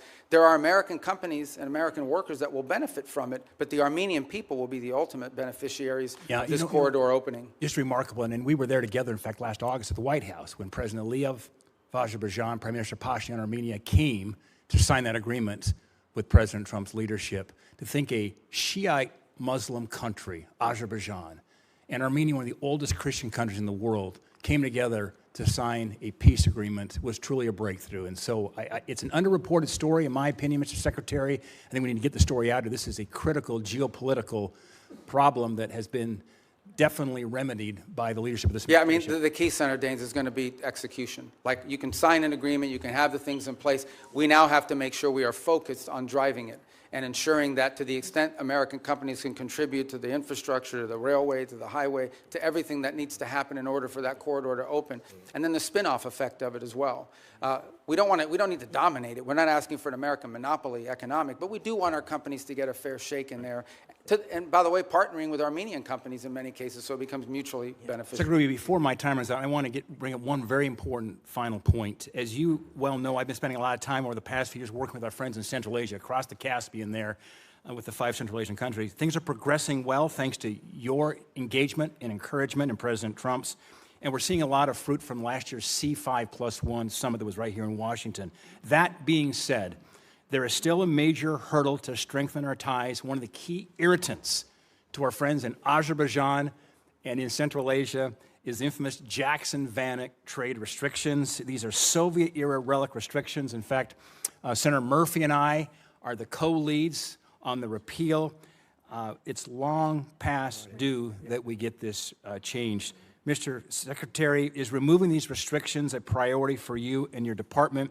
And removing them have a significant impact on our relations with Central Asia? Yeah, it's a detriment. We'd like to see it removed, and I think you should talk to the chairman and the ranking member about putting it on the agenda with you guys. They're right there. You can tell them. But It's finance. oh, it's finance. You don't have committee. jurisdiction over that? It is. That's my job. And Mr. Secretary, Finance. Well, that's good. That's what I do too. It's not my job. It's and our encouragement from our friends over in the House will be helpful. We'll work with you on that, Mr. Secretary. You should get it passed. I mean, look, We it need would to be get very done. helpful. Yeah, it would be. Thank you. Absolutely. First of all, let me say that I absolutely concur with the Secretary and Senator Daines with you, and I've talked to the President about this, as you know, and I have actually talked to the Chairman of the Finance Committee, who I know relatively well, and we actually have a plan for going forward, and you and I are going to meet on that here very quickly. I'm glad I have friends in high places, Mr. Chairman. Thank you. But no, you're absolutely right on that, and it's just in the queue. So, with that, let us go to Senator Coons. Thank you, Mr. Chairman, Ranking Member, Mr. Secretary, National Security Advisor. Good to see you again. I know from our service here together that you agree that China is the greatest national security threat that we face. And one of the key reasons is their repeated threats to take control of Taiwan by force if necessary. And Taiwan, as we both know, is not just some faraway island. It produces 90% of the semiconductor chips critical to everything from F-35s to iPhones. And its geography makes it indispensable, both to global commerce and military power. Do you agree with that? Taiwan? Yeah, it's not just strategically important in terms of where it's located. It also is the message that it sends to the world if something were to happen to it. Agreed. That's why for decades, really with leadership from the Senate in a bipartisan way, we've provided arms to deter the PRC's potential military aggression. In fact, you introduced the Taiwan Peace Through Strength Act of 2023. In January, Congress pre-approved a $14 billion arms package for Taiwan. It's been 6 months. We haven't received a notification. Have you advised President Trump to proceed with this? Yeah, it's under but I don't know if you were here a moment ago when I discussed. We just did $11 billion in December, which was, I think, the largest sale in history. It's certainly, I think it was more than the cumulative amount under the Biden administration. And I recall during 6 years of the Obama administration, there was zero gone to Taiwan. So some way you would argue that we're trying to make up ground. So why hold off on it now? Well, so the other 14 is being reviewed. It's under review. It hasn't been. I think it's been noticed, but it hasn't been reviewed. I mean, it hasn't been approved yet. So it's under review under the White House. Mr. Secretary, my concern is that President Trump has said publicly that arms sales to Taipei are a great negotiating chip with China. And my concern at a time when the PRC has been far more aggressive than they were in previous years, centerline crossing, circumnavigation of Australia, aiding Iran and Russia in their war goals and aims, frankly, literally helping Iranians target U.S. service members. I respect the importance of our having an open negotiation and relationship with the PRC, but in the meetings you were in Beijing, did the president offer to condition arms sales to Taiwan in order to placate Xi Jinping? Well, look, I'm not going to discuss what was the president's words in a meeting and not. Suffice it to say that, you know, that specific question you just asked, that's not the context in which the president has raised this in the past. When the president says it's a great negotiating thing, what he's really saying is it's because China, as you can imagine, always mentions this. Like, this is a top priority for them. They are constantly talking about Taiwan arms sales. But that in no way is what is holding up our decision-making or the White House's decision-making. It is something the president will have to decide on the timing of when and how that is executed on. It's been approved by Congress. It's been noticed. The money's available. And as I said, we are just coming off the heels of a very large sale in December of last year.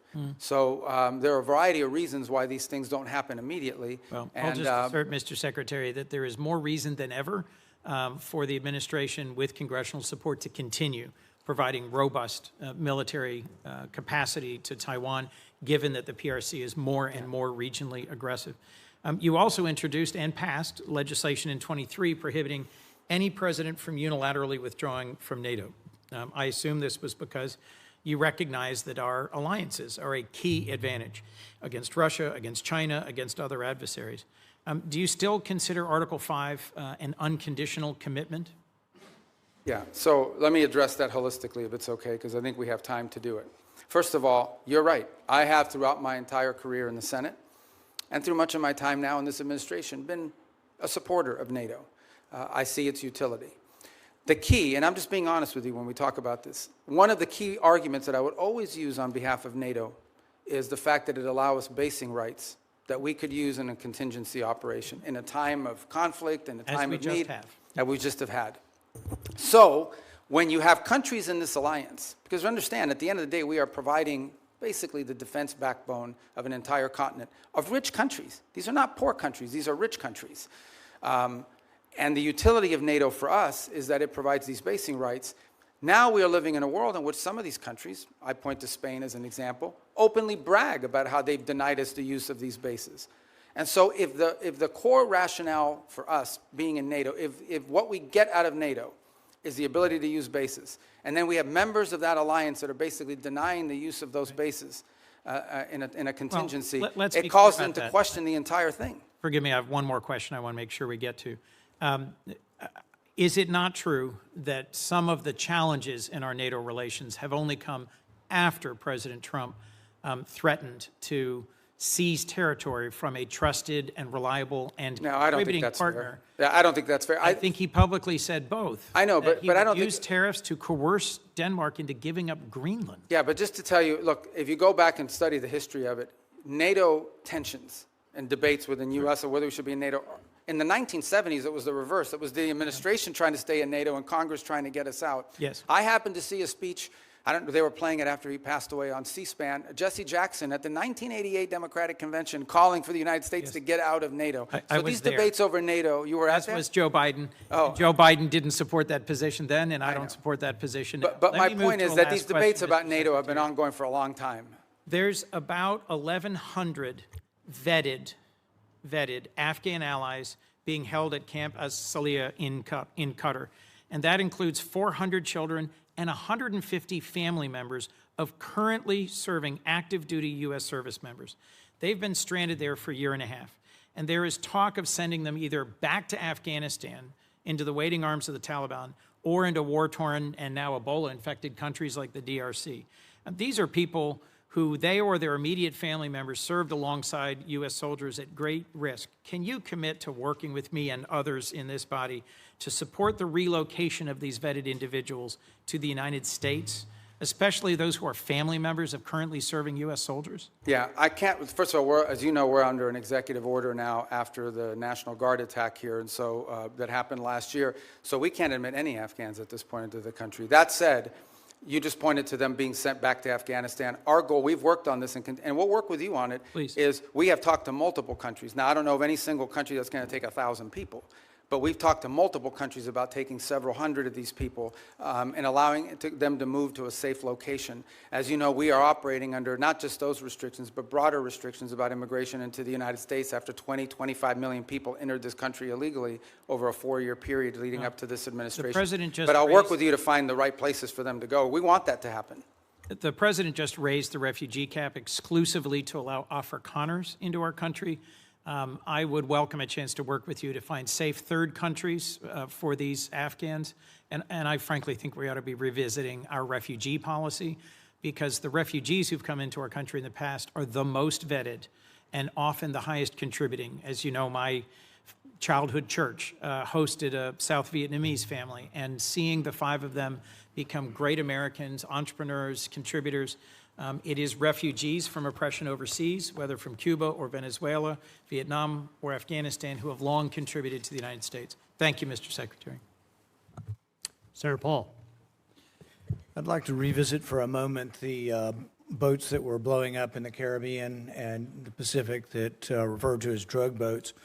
I think it's interesting that the 3 secret criteria we're using to blow up the boats doesn't include whether they have drugs on board.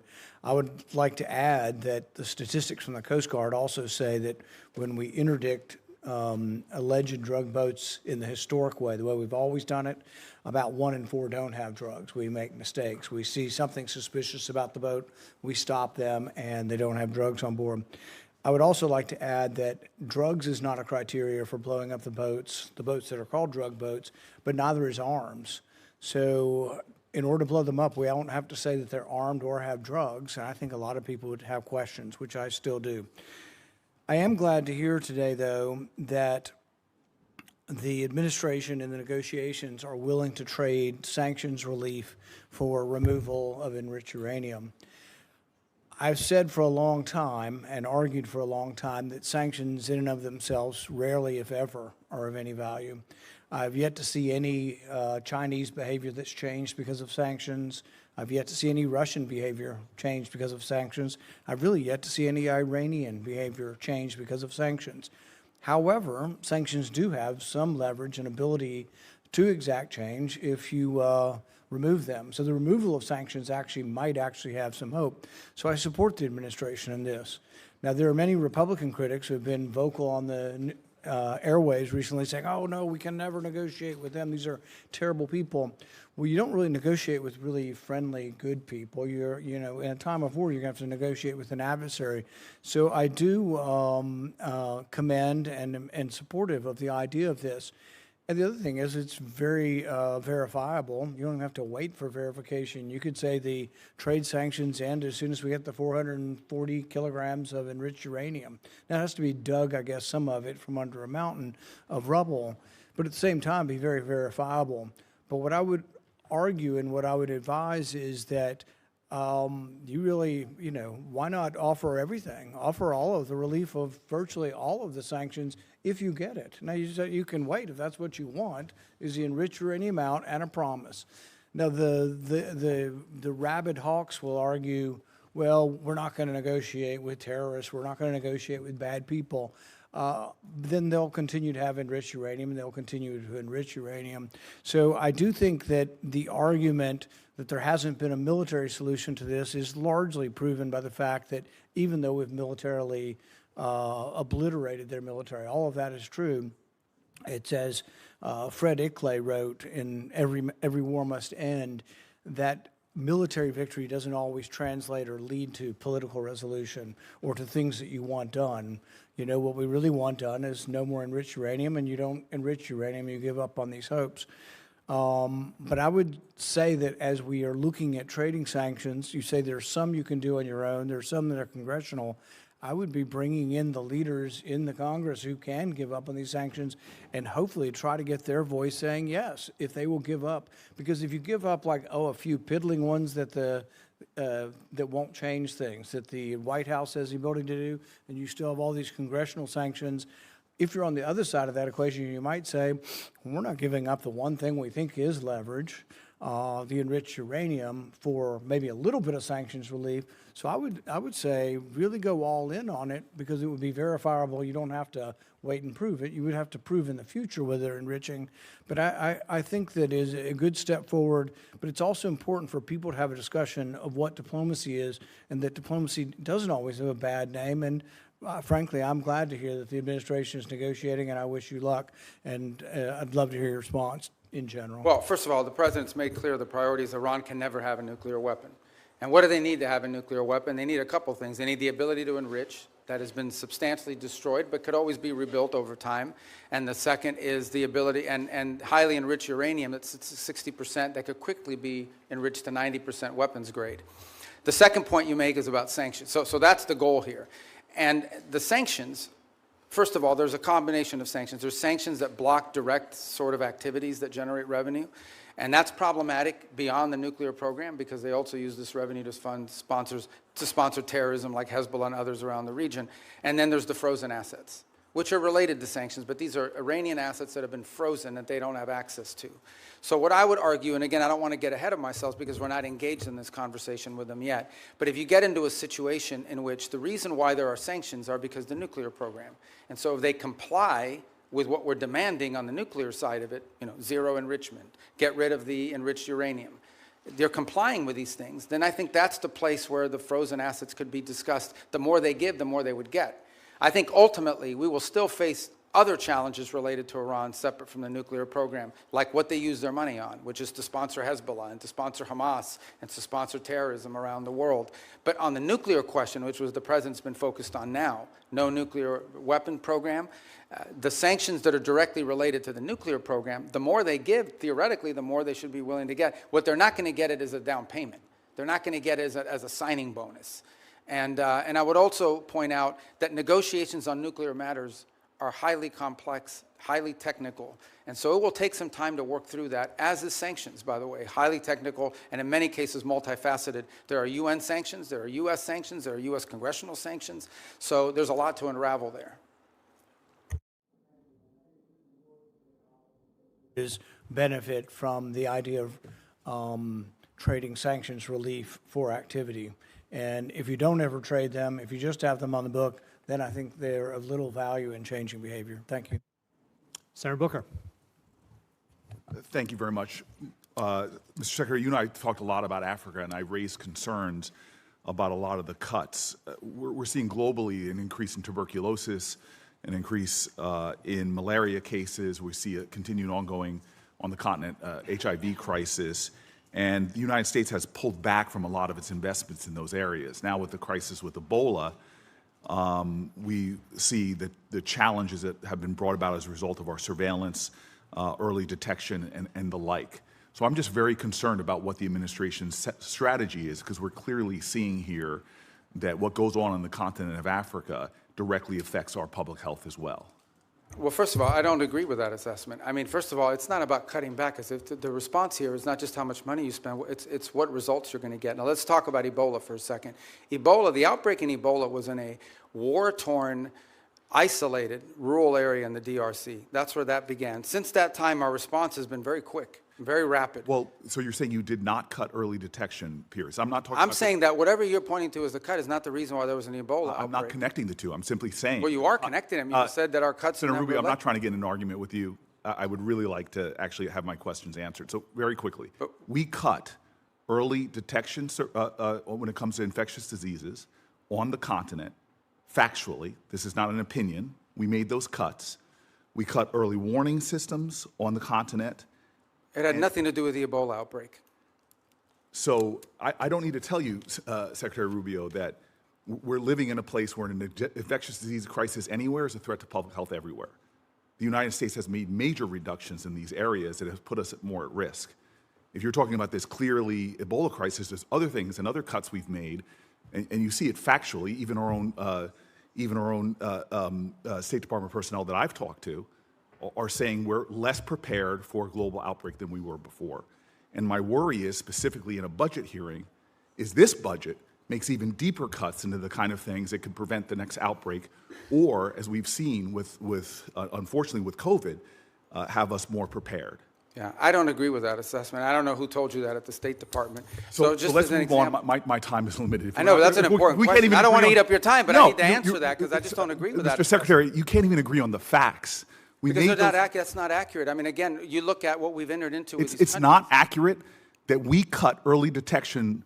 Because those have all been repurposed in different arrangements that we now have with these countries. As an example, when I would like, for the record, because we're not going to cover it in my short time, if you're telling me we are as prepared or more prepared before the Trump administration came in, I'd like to see the facts. I think when these reforms are finalized, which we're on the verge of doing, we're actually going to be better prepared. We are responding today faster, not just to humanitarian crises, but to outbreaks than we were before. We are responding in some cases within 72 hours, are able to move funds to task, which you weren't able to do in the old system. And we're also building the capacity of these nation states through these compacts. May I please reclaim my time to shift gears? The Strait of Hormuz, I was listening to their conversations you had with some of my colleagues. We've now seen the Strait closed for months, and you explained that we're going to see an opening of the Strait, and ultimately the exchange we will get for that is after that fact we will release certain sanctions. Is that correct? No, that's not what I said. What I said was that if they open the Straits, we will lift our blockade. The Straits and the blockade are what are interrelated. And so for the nuclear program, in exchange for getting rid of the fissile material out of country, I imagine, is what the highly enriched uranium, we would release sanctions. Is that correct? Well, it's not just that. It's also their enrichment activity. They would have to, they would have to make very severe and significant concessions on what they intend to enrich in the future. And already with the March relaxing of sanctions, allowing Iranians to sell oil to the Chinese, estimates have been between $10 and $50 billion they got from that relaxing of sanctions. How much money might we see in a deal in our relaxings of sanctions in order to get rid of the highly enriched uranium and stop their enrichment? Well, let me just tell you on that portion. The sanctions that were released on Iran were boats on the water. And so that oil was already out in the marketplace. It was sold at market rates, but the sanctions covered, and to the extent we've been able to enforce them, we have the revenues of those sales. So yeah, the Iranian oil was unsanctioned so that it could be sold, but the revenue would have to flow back to blocked accounts, which our sanctions were able to go after. We've also seized, I believe, 6 vessels in the Indo-Pacific that involved Iranian sanctioned oil on top of it. So that wasn't necessarily a trade. They didn't get $50 billion directly as a result of. They might have gotten some of it. They certainly didn't get the majority of it. They are now losing hundreds of millions of dollars a day in revenue because of the blockade. And the blockade exists because of what they're doing in the Straits. Right. And I guess the conclusion I have, and my time's expired, is that the Strait of Hormuz was open before this unjustified war. We're now scrambling to try to find a way to get it back opened again. Not only is it causing economic havoc to our country and to residents all around this nation, families trying to make ends meet, but you see on top of that the Iranians finding ways to leverage that, as we allowed them to do with the Chinese for tens of billions of dollars. And so my point is, before we even get to a nuclear negotiation, this regime is getting money to rebuild, purchase more drones, cause more havoc.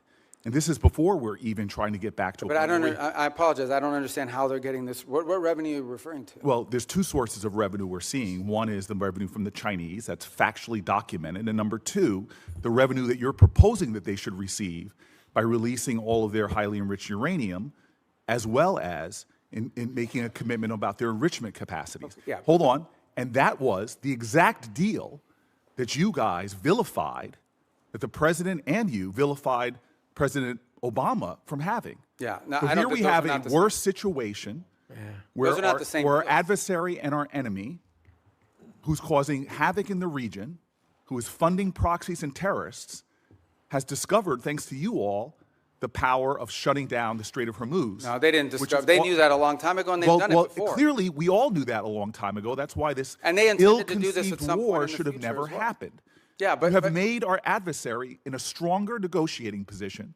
We are the strongest nation on the planet Earth, and we're in a stalemate with Iran.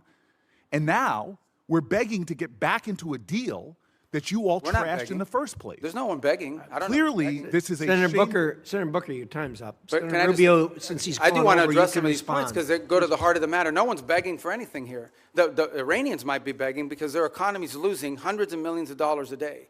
That they are losing. Understand, Iran had street protests going on before all of this started. All of those factors, economic factors in Iran, are far worse today than they were 6 months ago when those protests were happening. They have hyperinflation. Their currency's completely devalued. They're struggling to make payroll for their government workers. Iran is in a very serious situation. And if it was up to the political class there, and I understand everybody there is sort of radical in some way, but if it was up to the people that actually like go to elections and wear the suits and you see on TV, they'd probably make a deal tomorrow. It's the issue they're facing is that the supreme leader and the IRGC Corps are a little bit more immune from those pressures until they can be convinced otherwise. And I think that's the direction that they're moving in, because the reality, I don't know where you're getting this perception that Iran is stronger. Iran has no navy left. They've lost a substantial percentage of their defense industrial base. That Iran has lost a substantial percentage of their missile launchers. And their economy is far worse today, and I mean far worse today, than it was 6 to 9 months ago. And they are looking at hundreds of billions of dollars of reconstruction costs just to get to where they were 6 Mr. months Rubio, ago. you keep telling us how we're winning this war. The president keeps saying, Well, the war's over completely now. annihilated. The war is not over. And yet the American people see how we're losing at the pump and with their costs, and yet this thing still hasn't been resolved. Every day he tweets out, oh, we've obliterated them, we've annihilated them, they're going to surrender. But yet we still find ourselves spending billions of dollars a week Senator on Booker, a war abroad. you've gone way over, and It would be nice if we had hearings where people Thank had to you, be held Senator accountable. Booker. Senator Scott. All right. Secretary Rubio, so first off, do you think it's important to Americans that the Iranian regime doesn't have nuclear weapons and ability to destroy? I think it's important to the world. Yeah. The whole world. I mean, this question about the Straits is a great example. Imagine, the Straits gives them leverage. Imagine what nuclear weapons would give them leverage to do. At that point, they wouldn't even have to announce that we're controlling this. They would just say, we control the Straits. There's nothing you can do about it because our nuclear weapon will allow us to do it. You will have to pay us a toll for using an international waterway from now on, and you can't do anything to us militarily because we'll blow you up with a nuclear weapon. That is the leverage that they were trying to build. If they ever got a nuclear weapon, not only would they have a nuclear weapon, not only would they control the Straits, they would be able to act with impunity because you wouldn't be able to touch them. You wouldn't be able to do anything about them. I want to thank you for what you're doing. Let's talk about Latin America, which is, as you know, important to a lot of people in our state. So thanks for what you've done with both Venezuela and Cuba. Let's do Venezuela first. I think every Venezuelan I know is appreciative of what happened with Maduro. And I know you have a three-step process to get to democracy there. Can you talk about where you are? I mean, I know you're about to try to get Delcy Rodriguez to do the right thing. We still, unfortunately, have political prisoners not released. We still have oppression. So can you just talk about the process you're going through? Well, first of all, I remind everybody, what's today, the 2nd? So it's literally been 5 months. Right. Like, I know it seems like it was 10 years ago, but it's been 5 months. And I think Venezuela is in a better place today and in a better trajectory today than it was 5 months ago. Now, is it where it needs to be? Is it where it needs to ultimately wind up? The answer is, of course, no. Ultimately, in order to truly transition, they have to have multi-party, free and fair elections. But the conditions for free and fair elections are the following. First of all, you have to have a free and open media. And while you've seen independent journalists are now, for the first time, activated again, that has to exist. Political parties have to be given the space and time to organize. The National Electoral Council has to be reformed so that it has members in it that will actually accurately count the vote. You have to have certain conditions in place. I'm not telling you that's 5 years from now, but it's been 5 months, so I want to be relative to that. Here's what I can tell you. For the first time, certainly, since whenever, in the pre-Chavez era, maybe ever, and certainly since the post-Chavez era, the oil wealth of the country is not being stolen. The oil wealth of the country is going directly to pay government workers, buy medical equipment, audited by KPMG. That's a significant advance. That's not a permanent situation, but that's a very valuable one today. You have seen reforms. You have seen, for example, the infamous prison, El Acoide, has been closed.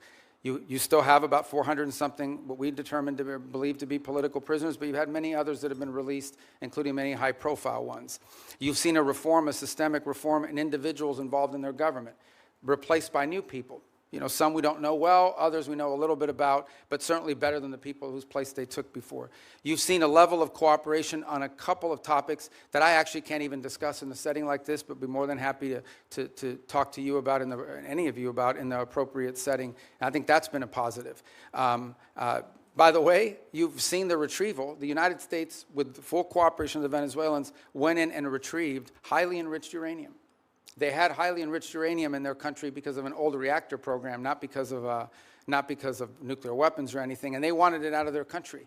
And we were able to go in and actually retrieve it along with the UK mission that went in with us and get it. We have a functioning embassy, and we have direct flights for the first time. Venezuelans are now able to go back, not just visit relatives, but begin to engage in the economic life of the country. All of that is to say, it's been 5 months, there is a lot more to go. This is not the direction we want Venezuela to be. But what I will say is that the Venezuela that's there now, under the interim authorities, does not pose the threat to the United States that it posed 5 months ago, when it was an open base of operation for Iranian operatives, for Cuban intelligence, and for others who used it as a base of operation against the national interest. But we have a lot of work to do. We are nowhere near where we want to get to there. Can you give the same thing about Cuba? I mean, Cuba's a very different thing, yeah. right? I mean, I think the misnomer about Cuba, or the misunderstanding about Cuba, Cuba's actually not controlled by the government. Cuba's controlled by a military holding company named Gaesa. And Gaesa virtually owns anything, they own the tourist sector, they own mining, they own the gas stations, they own everything. They generate about 70% of Cuba's GDP is under the control of this military company. And they're sitting on between $14 and $17 billion in assets. So you have people literally starving, people literally like power grid that hasn't been maintained in 10 years. And yet you have this holding military company sitting on these assets. And by the way, not a penny of the money in the military holding company translates over to the public treasury. So the fundamental challenge we have here is that Cuba needs to be, in order for it not to continue to be a failed state, which poses a threat to the United States, they need systemic and serious reform. They need to have economic reforms, and the question is, can they possibly reform, given the people who are currently in charge, both of Gaesa and of their government? And I think the answer is they can. I really don't believe this system is capable of reform unless new people take over or a new mindset takes hold. Now, we've engaged in conversations with them. We've offered them what I think needs to happen in order for their economy to recover. And that's the last point I would make, is I think somebody raised this issue of oil blockade. Cuba was having blackouts well before January 3rd of this year. They were having blackouts for years. And they were having blackouts for two reasons. Number one, no one will give you free oil except Maduro. That's what's changed here. What's changed here is they're no longer getting free oil from Venezuela. And number two, the main reason why they have energy blackouts is because they didn't invest a single dollar back into their plants, back into improving their plants. And they could have bought this equipment from any company in the world, but they didn't invest in it. Instead, they invested it to build tourist hotels that now sit empty because there's no tourism into Cuba. So Cuba's a little bit more complicated than Venezuela, but it's a mess. Thanks for what you're doing. Thank you, Mr. Chairman. Secretary Rubio, I trust you're familiar with then CENTCOM commander and future Secretary of Defense Jim Mattis's famous quote about the importance of funding our foreign policy apparatus. In 2013, in response to a question from the now chairman of SASC, General Mattis pointed out that if you don't find, and I quote him, if you don't fund the State Department fully, then I need to buy more ammunition ultimately, end quote. Unfortunately, despite his service in the first Trump administration, the second time around, you seem to have taken the message as a blueprint rather than as a warning. The budget that you're presenting today cuts the State Department by about a third, after you previously tried to enact steep cuts and eliminations last year, many of which were already rebuked by Congress on a bipartisan basis. Time and again, this administration uses our military as a first tool of choice, manufacturing new crises and new conflicts that worsen the situation for folks abroad as well as for American people back here at home.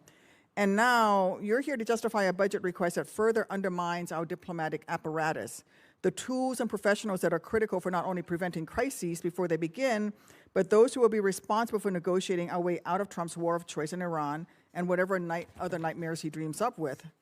So based on how this administration has conducted itself for the last year, our adversaries are learning that the United States is not a reliable negotiator.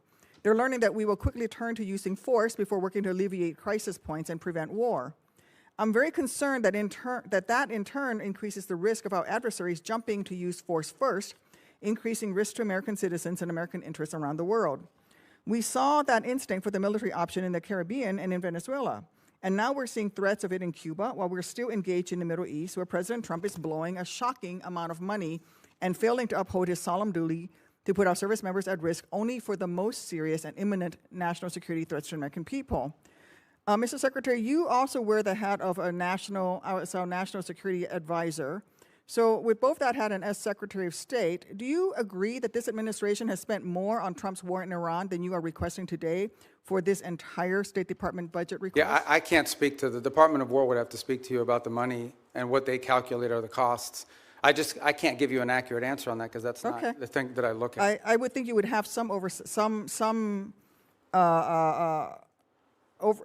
insight because you are our national security advisor. Well, I've seen the testimony that Secretary Hegseth and others have conducted in front of their oversight committees, but I just can't. I don't want to give you an answer that's not accurate. Okay. So. Well, this week, let me put out some numbers that I have. This week, the cost of President Trump's illegal war of choice against Iran are likely to balloon past $35 billion by the rate from DOD's own May calculations, and surpass your FY 2027 budget request of $35.1 billion for the State Department and related programs. That's an astonishing figure, worth repeating. In just 14 weeks, President Trump will have blown through as much, if not more money in Iran than he thinks Congress should spend on U.S. diplomacy for the entirety of the next fiscal year. This administration's distorted priorities have unfortunately revealed some stark lessons for our allies and partners as well. The United States' use of force first will make them less secure as they'll be caught in the crossfire, left scrambling to protect themselves and their people. Mr. Secretary, do you agree that under Operation Epic Fury, our allies and partners in the region have expressed concern about their security and the threats that followed from this administration's uncoordinated actions? No, I think our allies in the region have been very cooperative, some obviously very aggressively cooperative, like the UAE as an example. Kuwait's been fantastic. Obviously, no country likes to have their oil and their energy infrastructure hit, but I think it's a reminder to them of the threat that Iran poses. And the one lesson when this is all said and done is it's reminded them of, despite all the friendly talk that you've seen in the past, how dangerous Iran is to their own interests, how the billions of dollars Iran has spent, despite sanctions. Iran found the money to build drones and rockets. Okay. And luckily, we've taken a lot of them out, but they still have some, and they still have the ability to launch My question is about our allies in the region expressing concerns, because, you see, public reporting in early May revealed that Saudi Arabia denied U.S. basing and overflight related to Trump's ill-conceived plan to escort ships through the Straits of Hormuz, and they're still not supportive of this risky tanker escort plan. And the Strait is still worse off today than it was before Trump initiated this war. And that doesn't even touch on the wider global lessons being learned by our allies and partners. Yeah, we don't face any... from the Shangri-La dialogue, where I heard from folks across the Indo-Pacific and especially in Southeast Asia, who are being hit hard by the same rising energy costs that are devastating American communities. And frankly, this administration insists on using military force as a first resort instead of a last resort, no matter the deadly cost of self-defeating impacts. Your budget request here would sadly perpetuate that trend and undermine the roles and responsibilities that you should be fulfilling as Secretary of State. Thank you, Mr. Chairman. I yield back. Okay, I didn't get to answer any of that. I didn't ask you a question. Well, she didn't answer the question. She just wanted me to answer? Can I answer anyway? You may. Okay. Well, but she made a bunch of points. I get to answer them, right? First of all, I don't understand this thing with let me tell you, we were just here, maybe you weren't here, we were just talking about it. We did a peace deal with Azerbaijan, and Armenia. We just signed the TRIP agreement yesterday, actually, or last week we signed it. Last night I officialized it. That was diplomacy. That's great, but the Trump administration has still blown through more money in 14 weeks do I get to talk than this entire budget that you're requesting.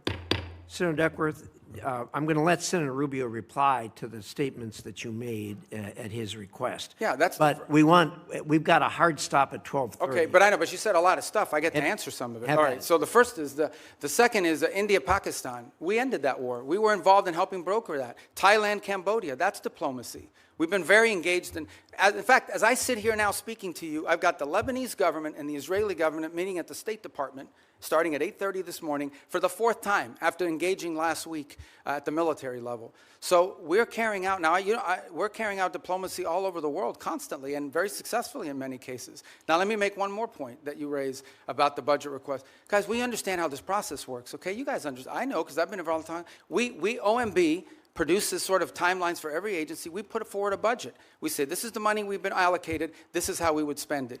There is a congressional process, which I'm sure you're aware of. And in my time here, 16 years that I was here, I don't ever recall us once ever taking the president's budget and passing it into law. I'm not walking away from the budget. We can make it work if that's the budget you give us. But I have a sense, I have a suspicion, right, Senator Schatz, that we're going to have to work with you, that we're going to have to, well, you know, that we're going to have to work with you guys on a budget request that meets your priorities and ours. That's how it works. You guys are the appropriators. We have to work within we will tell you what we care about. We will tell you how we're going to spend the money. But ultimately, you will provide us a spending bill, and we will work through those parameters. But we have given you what we can live with. We can make it work. But if you wanted, you know, if you're obviously going to have changes here in Congress. But this stuff about diplomacy and the money spent on the war, diplomacy's always cost less money. We don't buy missiles. We don't buy rockets. We don't buy large airplanes and aircraft carriers. But we've been very effective. And I can give you list after list of places where we have had an impact in either de-escalating crisis before it started or ending active wars. And I'm very proud of the work that we've done in that regard, some of which haven't even been publicly discussed in some cases because they weren't high profile. And my last point. We remain heavily engaged in areas that may be not at the core of our national interests, but nonetheless are related to our national interests. You think about Sudan for a moment and the Quad. This has been a very frustrating situation to put together, but we helped convene a donor conference that got pledges for when that is resolved. We've put a lot of time and energy in a situation that now, unfortunately, has turned into a proxy in the Middle East because of the UAE and the Saudis on opposite sides of it. In Libya, where our work in Libya now it's still divided, but they, for the first time ever, have a joint budget. For the first time ever, are cooperating on energy deals that are going to be beneficial to the people of Libya. So I just don't think it's fair to say we're not actively involved in diplomacy on last year's budget and spending, because we are, and we have been, and to great success. Thank you. Senator Curtis. Thank you, Mr. Chairman. Clock setter, thank you for resetting the clock. Mr. Secretary, thank you for being here. And I'm always truly impressed with your ability to navigate around the globe so articulately and explain the positions. Like you previously, I chair the Western Hemisphere Subcommittee. One of the focuses that I've had is on Taiwan and Taiwan's relationship in the Western Hemisphere. We actually had our first subcommittee hearing on Taiwan's allies in the Western Hemisphere. And as you well know, Honduras switched diplomatic recognition away from Taiwan in 2023 in exchange for a lot of promises from China. No surprise, those promises have not been fulfilled. And the current president, during his campaign, talked about returning back to Taiwan and restoring that relationship with Taiwan. In your budget, you have $245 million for the Countering PRC Influence Fund. And I'd like to note Senator Van Hollen and I have a bill that would actually carve off a portion of that specifically for Taiwan and countering the PRC influence there. So I guess my question is, what can the U.S. do potentially with that fund, Countering PRC Influence Fund, for Taiwan, particularly as it relates to Honduras, kickstarting that relationship, developing joint set of economic priorities for Taiwan in the Western Hemisphere, anything else we can use that fund for? Yeah, well, first of all, the reason why these countries switched recognition primarily was because, you know, the Chinese would go in and they would say, if you switch recognition, we are going to provide you this loan, this, and in some cases worse than loans. Maybe there was even cases of bribery and things of this nature, but we're going to provide you you know, free this and a free that. We're going to build an auditorium for you. We're going to build a bridge. We're going to build a port. And they haven't kept many of those promises. So I think the first thing is to just point to the fact that bait and switch. Yeah, in many cases, these things are not provided. The other angle of it is if it's loans, they create these debt traps, which is an argument we make all over the world, but particularly in the hemisphere. But the broader goal of this fund is not just simply Taiwan related, although that's the reason why that's an action they took as a result of this leverage that was established on them. But more broader, in many cases, these countries are trying to develop their telecommunications system. They're trying to build roads. They're trying to develop whatever it may be. And frankly, the only companies that show up are the Chinese companies. And they show up with lower cost, a financing mechanism, et cetera, et cetera. Now, there's a track record of not completing these projects. There's a track record of flooding the country with Chinese workers that come and do the work. So I think part of this fund is designed to create alternatives to that, to give these countries alternatives to the Chinese or other foreign malign influence that might be occurring in their country. Part of that is attracting U.S. commercial ventures to do it, but part of it is providing the resources so these countries can go out and do this without being subject to or vulnerable to this sort of leverage tactic that's used against them. Thank you. Let me switch to China for just a minute. Your budget notes the merging of the Foreign Service Institute, where a lot of the state language training takes place, with the Human Resource Bureau, and I'm hoping that can improve the language capacity. But here in the Senate, I've picked up the Uyghur Policy Act, which you led when you were here. Part of the bill that I'm especially supportive of is the provision that's supporting the Uyghur language training for Forest Service officers is not only important but required, and that we have Foreign Service officers in Asia and China that can speak that language.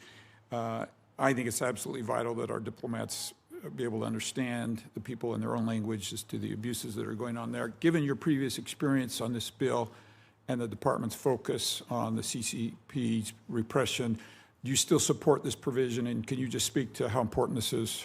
Yeah, well, I think obviously the Uyghur language is not a widespread language around the world, but it's incredibly valuable in an important part of the world.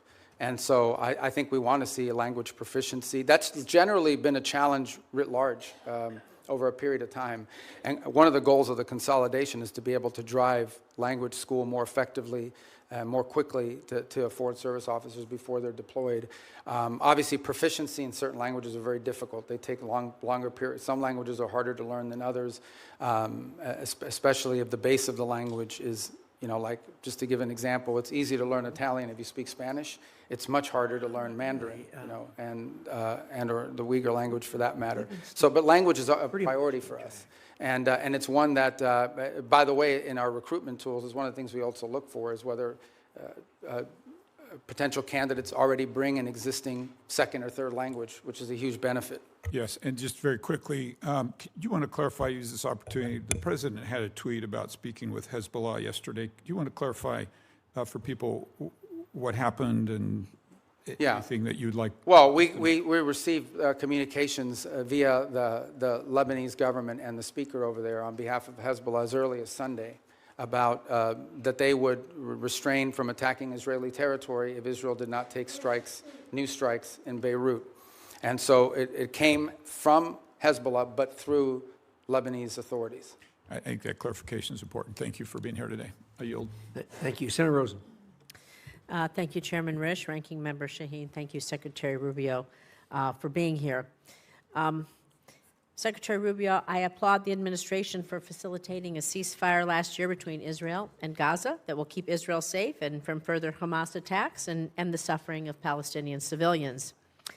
But I have serious questions about transparency, about the funding for the so-called Board of Peace in light of recent reporting that suggests donor funds have been deposited into a private J.P. Morgan account with no independent transparency mechanisms in place. As a member of the Board of Peace, Executive Board, and Secretary of State, you should be in a position to provide us with some answers. And you, as a former senator, know our role here, trying to get answers. And my team's been asking for a contact with the Board of Peace for several months just to do our due diligence, but we've received no response. Can you tell me exactly who my team should be reaching out to, please? Well, I can now because the Board of Peace has finally hired some staff. It's going to be a very lean operation. They're working out of the Institute of Peace Building. So for some period of time, they really were not. It was just a very lean operation. So do you have a name for my? I do. I just don't have it on me, but I will get that That's to fine. you. We will- But we- I think they just hired staff like in the last two We will weeks. follow up with you. Thank you. I have a few other questions. Can you tell me how much money is in the World Bank administered Board of Peace Fund?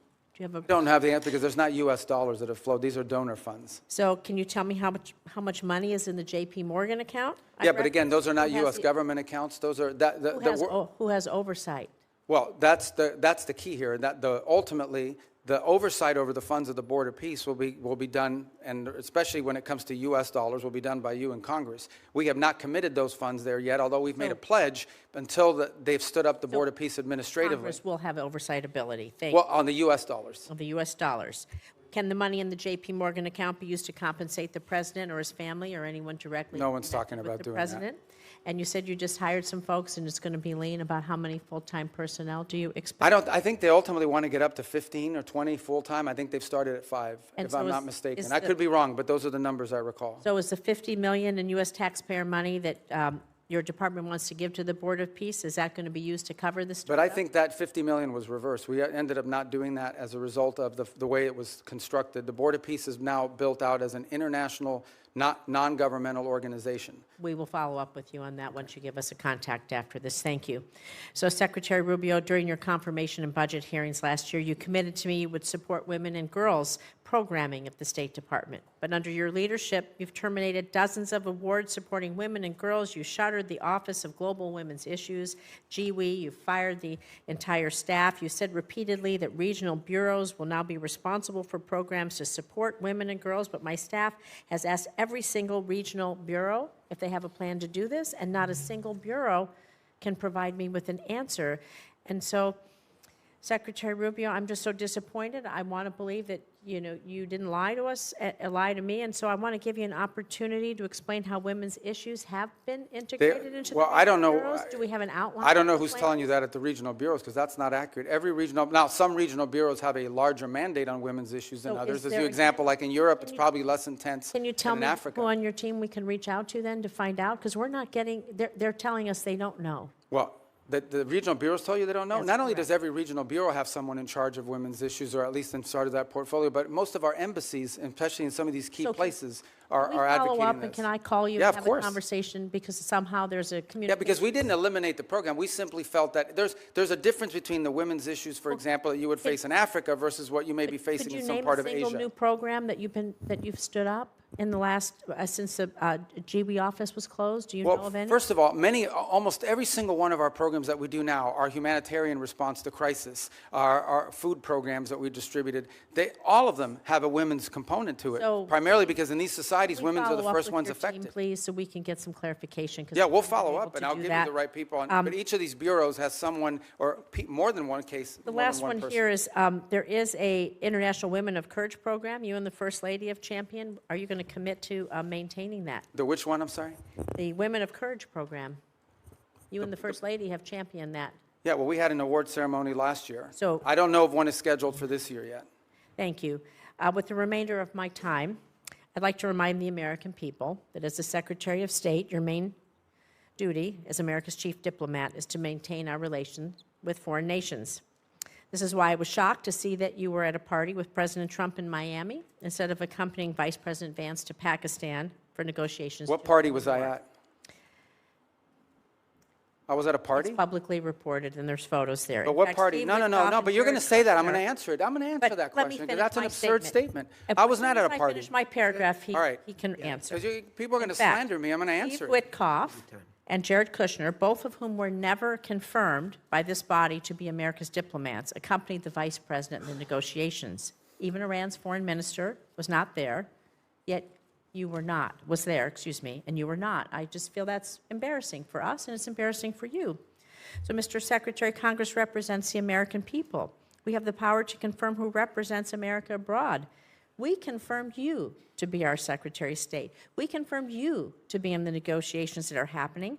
And it's just unthinkable to me that you are missing high-stakes negotiations or that you're not involved. It's sad. Senator Rosen, your Thank you. time's up. Yield back. Okay, But so let me Senator, Secretary Rubio, You're should have the 100% opportunity to inaccurate reply. and 100% wrong. Here's why. Number one, the Vice President of the United States was there, and he wasn't confirmed by the Senate. He was elected by the American people. Okay? He is the second in line to the presidency of the United States. He was present. Mr. Witkoff is the president's envoy for negotiation for peace deals. Mr. Kushner is a private citizen that serves as an advisor on these functions. They were the team that we sent to Pakistan. I was not at a party. Where I was is next to the president. Because in the midst of those negotiations, I was in communications with them. And in fact, I think there is media reporting from that evening on how on multiple occasions I went into a back room, I came back out and spoke to the president and was constantly updating him. On that evening, I spoke to Mr. Kushner and our negotiating team and Mr. Witkoff on at least 6 occasions, including twice on a secure line from the phone they had access to over there. So you don't know what you're talking about. You're just Senator making Rosen, stuff up. he has the floor. I know your please. staff wrote up this cute statement for your TikTok video, but it's not true, and it's not real. That's not what happened. Okay? I'm the National Security Advisor and Secretary of State. I was co-located with the President in the midst of a high-stakes negotiation so that I could immediately inform him about events occurring halfway around the world. I was where I needed to be at that moment because we had a very capable team on the ground in Pakistan led by the Vice President, led by the Vice President of the United States. Thank you. Senator Cornyn. Secretary Rubio, I've heard some of my colleagues here on this committee suggest that the U.S. started a war with the Iranian regime 92 days ago. I happen to believe that the Iranian regime started a war against the West and Israel and has been at war with us since 1979. What's your view? Well, if you go back to 1979 and the taking hostages and build it out from there, I don't know the numbers, if we could even add them up. It's incalculable. Thousands of people around the world, including many Americans, have been killed because of direct Iranian action. All the IEDs, those roadside bombs that maimed and killed our soldiers, were all the mastermind work of the IRGC for decades.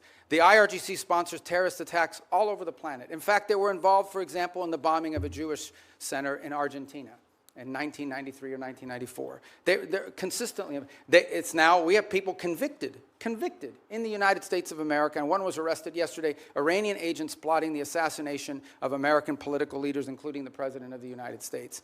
They've been waging nonstop, not to mention their massive sponsorship of Hamas, of Hezbollah, and all the activities those groups have undertaken. So you're absolutely right that the Iranian system has been waging war on the West. But why is anybody in the United States in specific for over 3 decades, but why is anyone surprised? They openly chant, death to America, death to Israel. They openly say Israel's the little Satan, but we're the big Satan. So I think at some point when people say this repeatedly, you believe their rhetoric and their actions back their rhetoric. This is a very dangerous regime. And the notion that they would ever possess nuclear weapons, that people that are willing to conduct those kinds of terrorist acts would ever possess a nuclear weapon is unthinkable, unbearable, and unacceptable. And it's not going to happen under President Trump. So ever since since the Iranian nuclear program started, and they basically blocked the IAEA and others from doing the inspections that would be required in order to monitor their use of enriched uranium, we've had presidents, Democrat and Republican, say that a Iranian nuclear weapon was unacceptable. But it took President Trump to actually do something about it. It shocks me to hear some of our colleagues suggest that there was not an imminent threat from an Iranian nuclear weapon. You and I both sat in the same skiff on the Senate Intelligence Committee. We won't talk about the details, of course, but we knew that they continued to enrich to the point where they could produce a nuclear weapon within a specified time. There's some debate about how long that breakout would take, but the idea that an Iranian nuclear program did not present an imminent threat to the United States, to me, is just ludicrous. And I think it defies all evidence to the contrary. But do you think if they had acquired a nuclear weapon, that would change the ability of the United States and our allies like Israel to deal with this nuclear-armed Iran? I think if Iran ever acquired a nuclear weapon, they could very well use it because given the theological nature of their decision-making. But just as problematic is they would have immunity. At that point, your options on what you could do about them would be quite limited, and their ability to hold the world hostage. They'd be like North Korea. for example? They'd be North Korea, but worse. They'd be better funded. They would at that point decide that they own the Straits of Hormuz forever and everyone has to pay them a toll. And nuclear weapons, you can't do anything about it. They would be able to act with impunity. They would sponsor Hezbollah. They would sponsor Hamas. They would hyper-scale their efforts of global terrorism and completely try to drive us out of the region and ultimately destroy the state of Israel. That's what their goal would be, and you wouldn't be able to do anything about it because they have a nuclear weapon and would threaten to blow people up if you tried to move against them. Notwithstanding the importance of denying Iran a nuclear weapon, I do applaud the president's attempt to try to use some diplomacy here in order to deny them access to the enriched uranium and their other weapons that they use against Israel and the West. But tell me, why do you think anything that the Iranian regime agrees to that they will comply with? What evidence is there that they will agree to anything that they ultimately will stick with?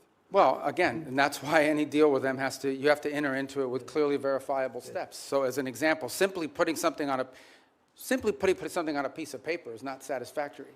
You have to actually commit to doing it, then you have to actually do it.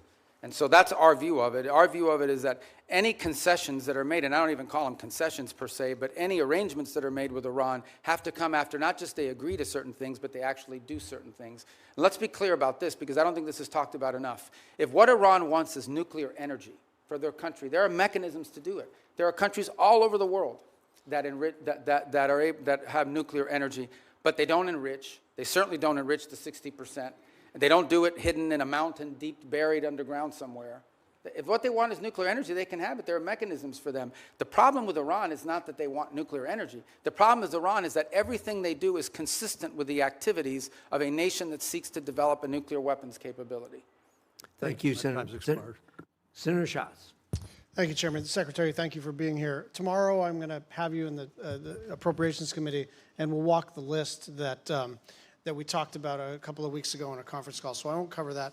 I want you to sort of answer the China watchers who saw that visit to China and saw that NVIDIA is now going to sell H200s. I understand that's not our highest technology, but it's better than what China has, and that's why people are worried. And that, I mean, it's pretty plain that the president violated one of the 6 assurances. I understand that the ambassador and you and others have sort of followed up to kind of smooth the edges, but I mean, it's pretty clear. He says, we discussed arms sales in great detail. It depends on China. It's a very good negotiating chip for us. So what do you say to China watchers who say they got some pretty good deliverables and we didn't get much? I don't see the trip. There were some deliverables, you know, the purchase of additional Boeing aircraft, which of course is beneficial to the Chinese as well, but helps our company, some of the agricultural concessions. But the trip was largely, for the most part, about the fact that the 2 largest, most powerful countries in the world have to have direct interaction with one another. And this was an opportunity to do it. He will reciprocate by visiting the United States later next year. Separate from that, and I don't know if you were here at the outset in my opening statement, or maybe it was in response to one of the questions, I think 2 things are clear. Number one is that we're entering into a period of strategic stability that I think serves the interest of both countries, because the last thing we want is a largely destabilizing event in the Indo-Pacific. But the second is that there are clear differences of priorities. There are clear irritants in that relationship that are longstanding and that are going to be long-term. Critical minerals dependencies, things of this nature. So it's one of those relationships that's going to require very deft diplomacy and mature decision-making. Sure, and this is why I like our engagement. Like, that makes sense to me, but it seems to me that if the main objective is to kind of touch gloves and initiate conversations, then why give away any of the things that they're already seeking in exchange for essentially nothing? I mean, you're basically saying it's better to talk than not to. It's better to engage than not to. It's better to be in a period of stability than not. I agree with all that. I just don't understand why we would want to sell them our second best chips, and why we would start to at least complicate the question of our assurances regarding Taiwan. I'm going to move over. We're going to stay in the Asia-Pacific region. The Marshalls, the Philippines, and Tuvalu have declared a national emergency on their energy situation. South Korea says its energy crisis is a war-like situation. you've been around a long time on this committee and now as secretary. It is always the case that something in the Middle East undermines our ability to project power in the Asia-Pacific region. But it's not just a question of opportunity cost and attentional challenges. Now we're talking about our allies in the Asia-Pacific region really taking it on the chin with energy costs because of the Strait of Hormuz. What do we say to them? Just hang in there? Yeah, no, a couple points. It's one of the steps that we've taken and some of the things that we've done around the world, whether it's the release of strategic reserves, whether it's not popular, but, we got questions about here earlier today, but making available for a limited period of time both Iranian oil on the water, though they don't enjoy the revenue of it, and some of the Russian oil on the water as well. The third point, though, that this points to is a much deeper one, and that is that while the Straits of Hormuz provides about 20% of the global oil supply, it is probably 80 or 90% of the supply in the Indo-Pacific, given the geography and so forth. So one of the things that I think is going to come about as a result of all this in the long term is more diversification in where they're going to get their energy from, including from the United States potentially, certainly with Japan and some other countries in the region will benefit. But you know that the sort of project it takes time. It all takes time. So understood. That's like cold comfort if you're running a country and your gasoline and your fertilizer and all your input prices just skyrocketed because of President Trump's decision to go to war with a country clear across the world. But see, and I understand your point, but I also think in all these questions, we're getting a lot of questions about us. I don't think it's fair because ultimately, the people who have closed the Straits of Hormuz are Iran, and they're doing so in violation of every international law you can imagine. The Chinese are against it. Everyone is. We have, I think, a record number, 140 co-sponsors at the United Nations on this resolution that hasn't come up for a vote yet to condemn what they're doing and to reopen the nobody's Straits. Defending what Iran is doing. I think what we're saying is this was not just predictable, it was predicted. This was what everybody said. You don't have to be some expert in foreign policy. You don't need to get into a skiff. You could literally put this into an LLM and say, what'll happen if we take kinetic action against Iran? And the first thing that would pop out is, well, they'll probably close the Strait of Hormuz. So it's really shocking to me the degree to which this administration expresses shock that the thing that everybody said was going to happen ended up happening. But here's the point I would make on that, and that the reverse of that is, so that the alternative is to say, well, then we have to go ahead and let Iran develop a nuclear weapon or they'll close the Straits of Hormuz. I mean, at some point you have to take action on this situation, understanding there'll be a reaction to it, but it cannot be. Iran will always have the ability to threaten the Straits. You don't need much sophistication to, if you threaten commercial vessels and shooting them, they're going to stop moving. Dropping mines, by the way, it's not just Iran that can do it. The Houthis could do it in the Red Sea, and they're not nearly as large as Iran is. I think this is a more fundamental challenge, and that is, are we now forever limited doing it? Do we just have to let Iran go ahead and develop a nuclear weapon because of their threat to close the Straits of Hormuz? That's an untenable situation. Secretary Rubio, thank you. But I'll see him tomorrow, so don't worry. You didn't. Yeah, okay, that's good. Tomorrow's approach. I know we're supposed to have a hard stop at 12:30, but no, we'll do it. Senator Cruz has been patient. I hope you'll give us only because it's him. One more bite of the apple. Thank you, Mr. Chairman. I will say, Mr. Secretary, since you left the Senate, I've been obliged to serve Cuban coffee in my meetings because you left me as the only Cuban American left behind. So come by if you want a cafecito. Let me start by saying that President Trump's decision to strike Iran was the most consequential decision of his second term as president. And I want to commend you, I want to commend the President and the entire administration on the extraordinary success we have seen. In less than 40 days, the United States has utterly and completely destroyed the military and nuclear infrastructure that the Iranian regime spent nearly 50 years building. Every day that passes increases American leverage. Iran is weaker, poorer, and more isolated than it's been in decades. The President has laid out 4 red lines for any resolution to this military conflict. Number 1, that there be zero enrichment by Iran. Number 2, that they hand over all of their enriched uranium. Number 3, that they stop funding terrorism worldwide. And number 4, that they open the Strait of Hormuz. I agree with all 4 of those red lines. Do you agree with those red lines, and how achievable do you believe they are in the coming weeks and months? Yeah, you stated the poor positions the President has taken accurately. And the entire administration is supportive of it because that's what we take our directives from the president. And personally, during my time in the Senate, these would be consistent with my thinking. I would only reverse it in the following order. The Straits of Hormuz, it would have to come first because what they're doing there is unlawful and illegal to begin with. That has to open immediately. And that has to open immediately in exchange, not for anything else other than us lifting the blockade. We have a blockade on Iranian oil leaving. And the reason why we have a blockade on Iranian oil leaving is because they closed the straits. If they open the straits, and by open the straits, understand what we're saying. It's saying you're not going to threaten to shoot at commercial vessels of civilians and create ecological disaster. That's what they're doing. It's unlawful, it's illegal, it's outrageous. Every country in the world condemns it. If they end that, we lift the blockade. Then we enter into the second phase, which is the nuclear question. On enrichment, they don't need to enrich. If what they want is a nuclear energy program, they can have one without enrichment. And it was somebody a few questions ago, I forgot who it was, said that what we're working on is similar to JCPOA. It is not. JCPOA would have expired this year. And it allowed them to keep all the enrichment equipment that they needed. And clearly that equipment could get them to 60 and 90% because they've done it to 60%. As a result of it. So it would have to deal with that question.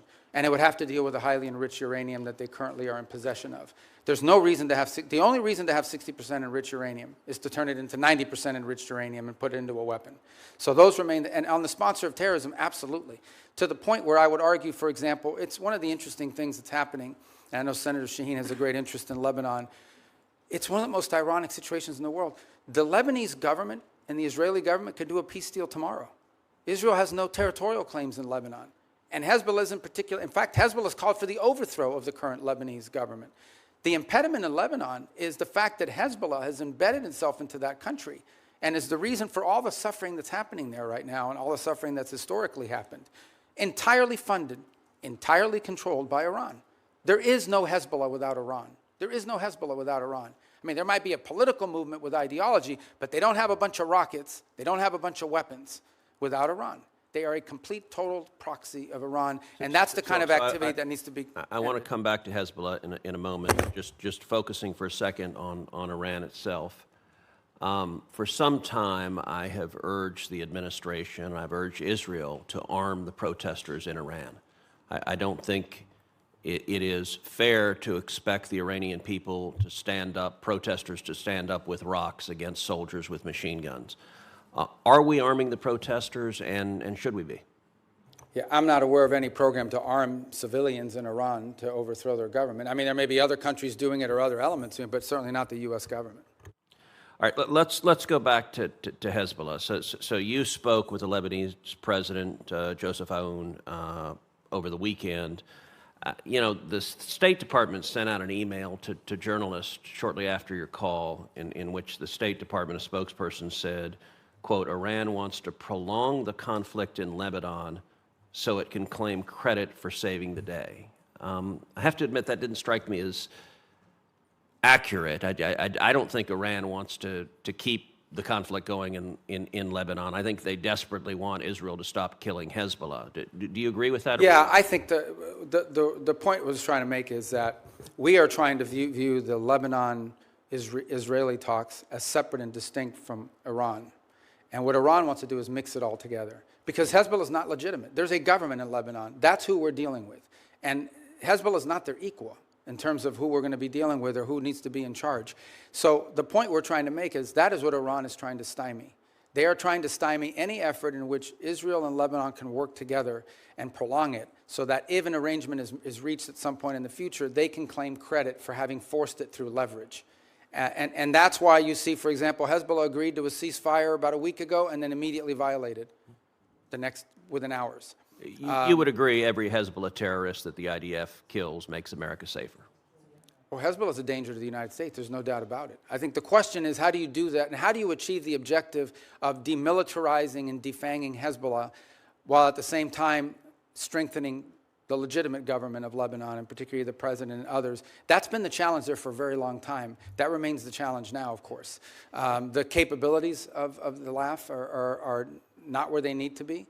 But there are also elements within the LAF that are not who they need to be because they facilitate in some cases and cooperate with Hezbollah. So it's a very tricky situation. But I point you back to two things that have happened in the last few months. Number one, the Lebanese government expelled the Iranian ambassador because of Hezbollah. The Iranian ambassador says, I'm not leaving, and you can't make me. Okay, that's number one. The second thing that's happened is just a week ago, Hezbollah openly called, went on and said, they openly called for the overthrow of the Lebanese government. So no one here should be under any, Hezbollah is not just an enemy of Israel and an enemy of America. Hezbollah is an enemy of Lebanon and of the Lebanese people. Thank you. Thank you. Thank you, Senator Cruz. Senator Rubio, you've been very generous with your time. We appreciate that. For the information of the members, the record will remain open until the close of business tomorrow, June 3rd. With that, the committee is adjourned.